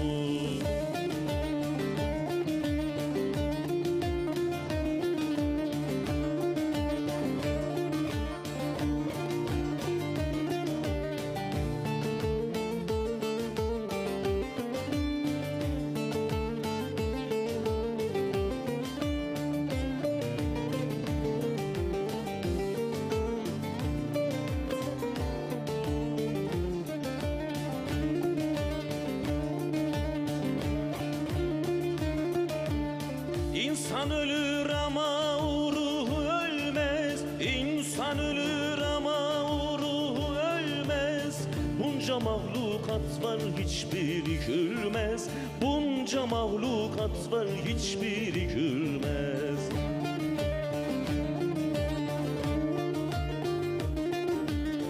Cehennem azabı zordur çekilmez. Cehennem azabı zordur çekilmez. Azap çeken hayvanları gördün mü? Azap çeken hayvanları gördün mü?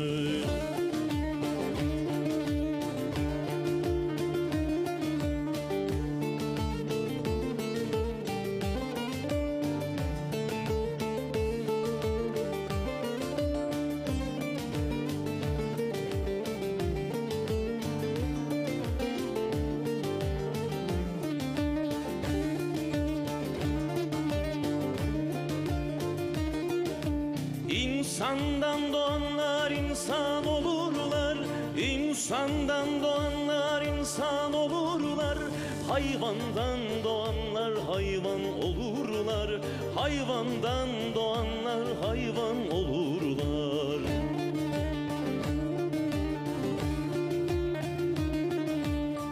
Hepsi de bu dünyaya gelirler.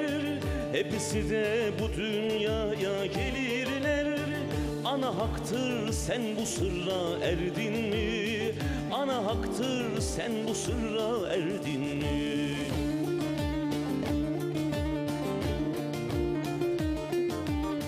Hepsi de bu dünyaya gelirler, hepsi de bu dünyaya gelirler. Ana haktır sen bu sırra erdin mi? Ana haktır sen bu sırra erdin mi?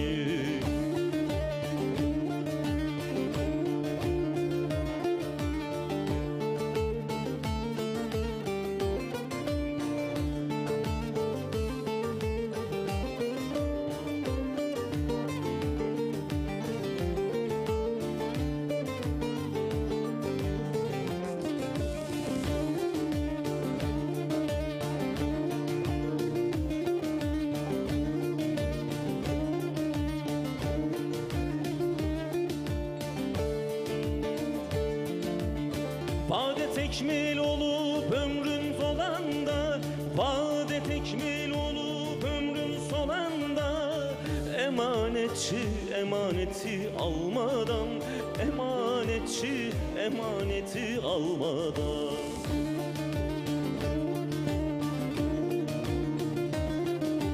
Ömrümün baharı solip solmadan, ömrümün baharı gelip solmadan, varıp bir canana gönül verdin mi? Varıp bir gönüle ikrar verdin mi?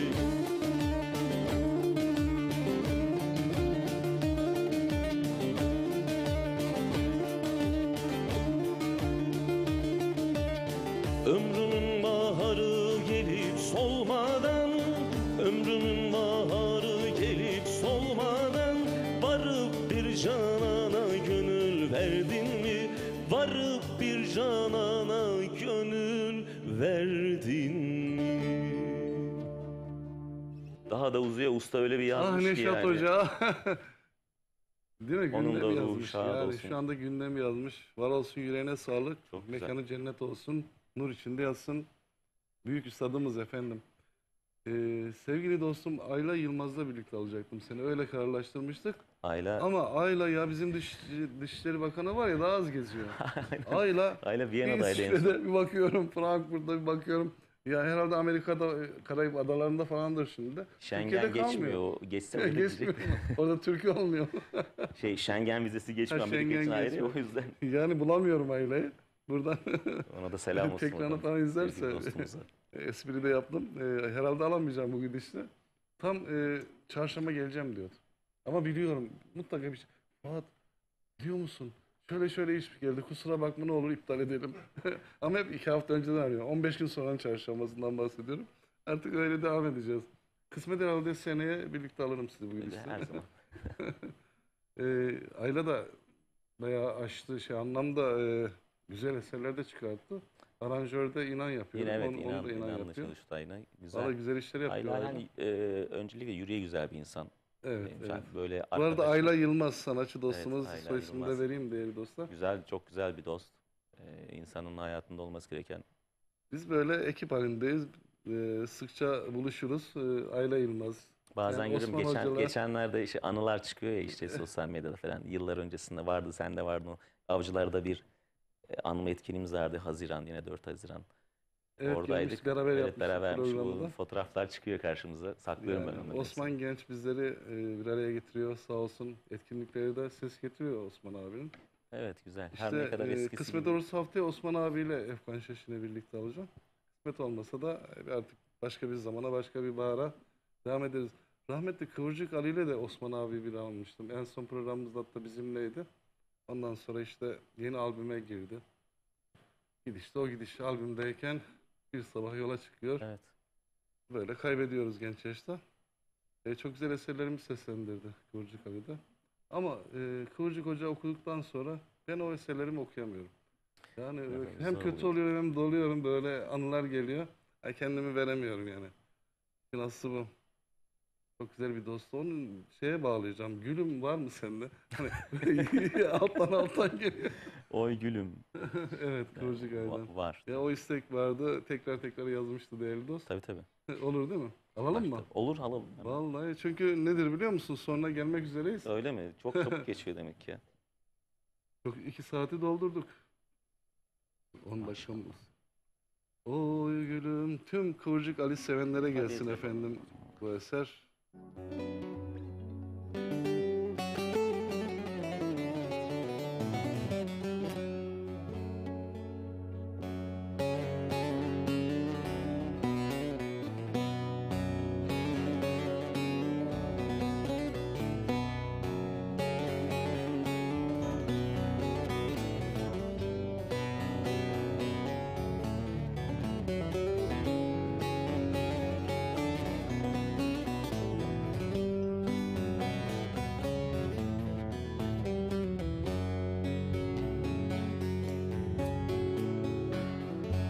Yokluğumda konuşmadım, hiçbir gülü koklamadım. Yokluğumda konuşmadım, hiçbir gülü koklamadım.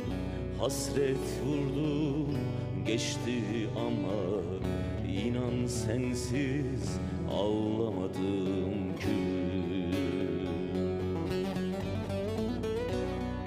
Hasret vurdu geçti ama yine sensiz uyumadım gül.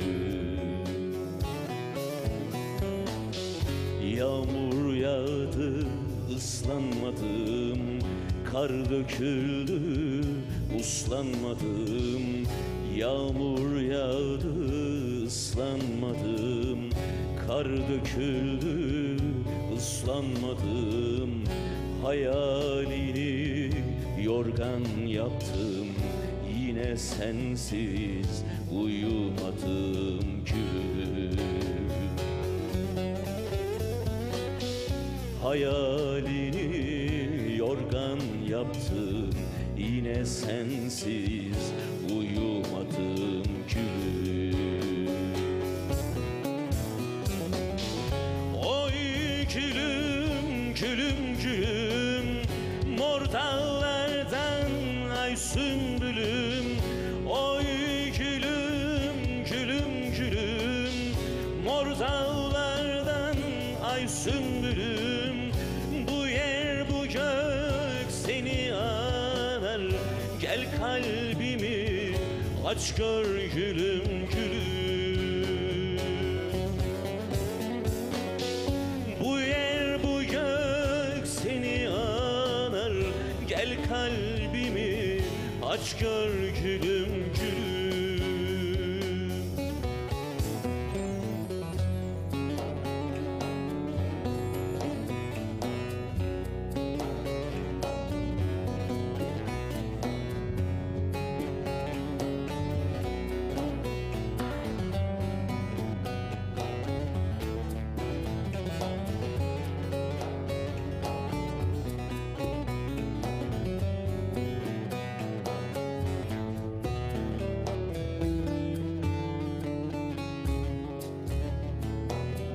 Senin sevdan ile yandım, beden yandı, tuzla sardım.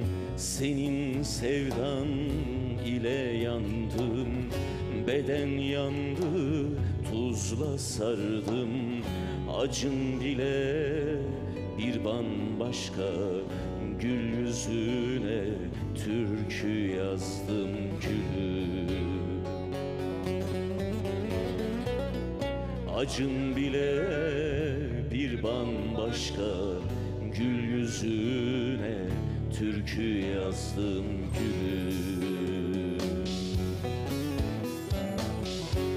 Gecelere gün bağladım, uykulara can doğradım. Gecelere gün bağladım, uykulara can doğradım. Bil ki gözlerimi bile sensiz üstü üste yummadım gülüm.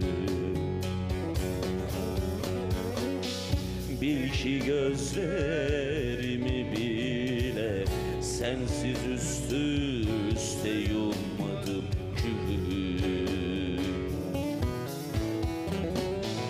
Oy gülüm, gülüm, gülüm, mor dağlardan ay sümbülüm. Oy gülüm, gülüm, gülüm, mor dağlardan ay sümbülüm. Bu yer bu gök seni anar, gel kalbimi aç gör gülüm, gülüm.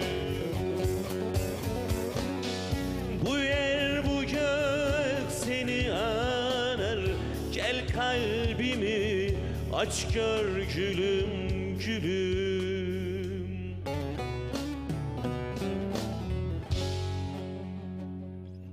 Ya Güzel eser. Hiç Güzel sözüne eser. bakmadım. Yıllardır da okumadım bir eser aslında. Öyle hani bir ters köşe sözleri yazdım, alttan aldım, üstten çıktım, otomatik okudum olarak ama. geldi aklıma. Ay, çok güzeldi ya. Evet. Harika söyledin gerçekten. Çok teşekkür ederim. Evet dost, yani son 5 dakikaya girdik. Of, çok kabuk Ee, geçmiş. Vakit öyle bir geçiyor ki. Şimdi önce vedalarımızı yapıyoruz. Ondan sonra türküyle kapatıyoruz. Ne anlatmak istersin? Dostlarla ne paylaşmak istersin? Mesajların var mıdır? Yeni nesile herhangi bir tavsiyen var mıdır? Yani sanatçı olmak istiyorlar, olsunlar mı?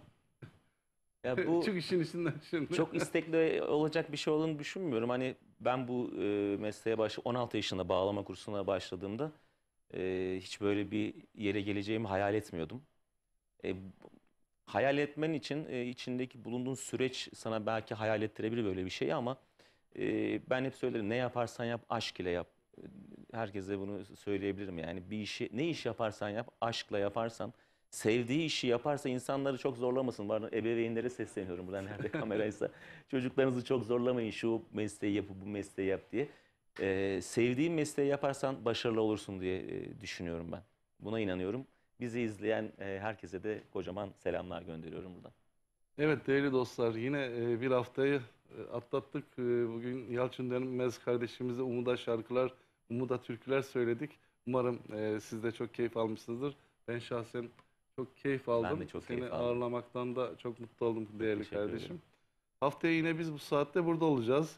Yine çok değerli konuklarım olacak. Bizden ayrılmayın. Ekin Türk TV'de kalın. Ekin TV'de kalın. Türkülerle kalın değerli dostlar. Son şarkıyı böyle eftelya falan hareketli bir şey olur mu? Yapalım. Böyle Ben aslında Bırak biraz Gam Kederi dağıtalım. hazırlamıştım ama istersen Bırak Gam Kederi Aa, yararlanayım. daha iyi tabii ki. Sen çalışıp gelmişsin abi. Ben Yapacak bir şey yok. dersime çalışıyorum. Sen de o zaman. Harikasın. Evet efendim, bitirdik programı. Haftaya görüşmek üzere. Yalçın Dönmez'e tekrar teşekkür ediyorum. Ben Değerli teşekkür kardeşim Devlet'e çok teşekkür ederim. İyi ki geldin. Canım benim. Yıllardan beri seni de tanırım, severim biliyorsun. Ekin TV çalışanlarına, bizim Tokat'ta bizleri izleyen yönetim kurulu başkanımız Selahattin Bayram Bey'e ve tüm emekçilere selam sevgiler. Haftaya görüşmek üzere.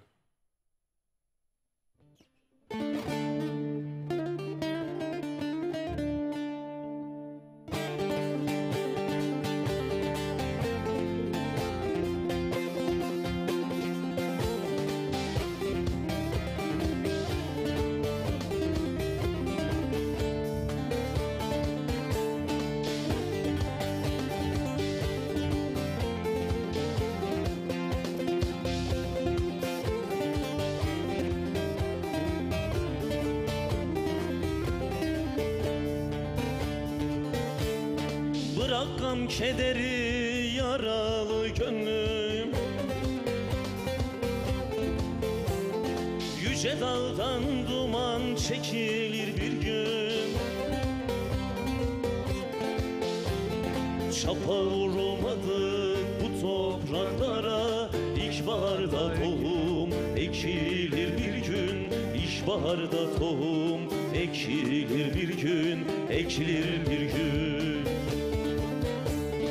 Çapa vurmadık bu topraklara, İlkbaharda tohum ekilir bir gün.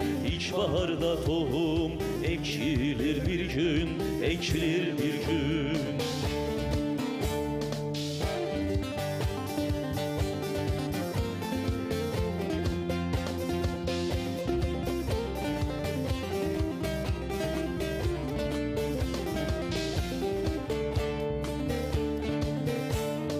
Unuttu dediğin dost seni anar, alnının terini sofraya sunar. Sana kutsal gelen 1000 yıllık çınar, fiske vuruşuyla yıkılır bir gün, fiske vuruşuyla yıkılır bir gün, yıkılır bir gün. Sana kutsal gelen 1000 yıllık çınar, fiske vuruşuyla yıkılır bir gün, fiske vuruşuyla yıkılır bir gün, yıkılır bir gün.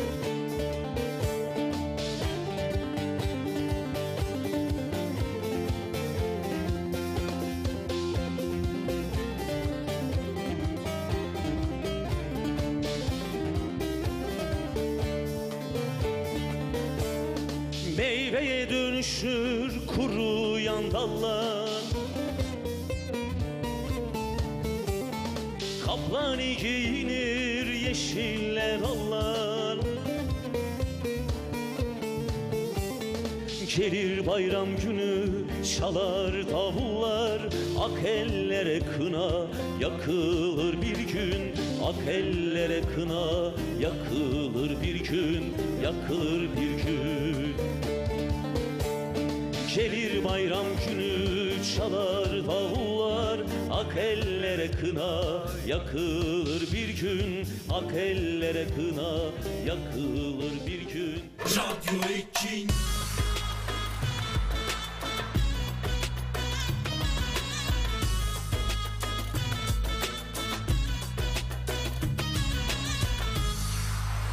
Radyo Ekin.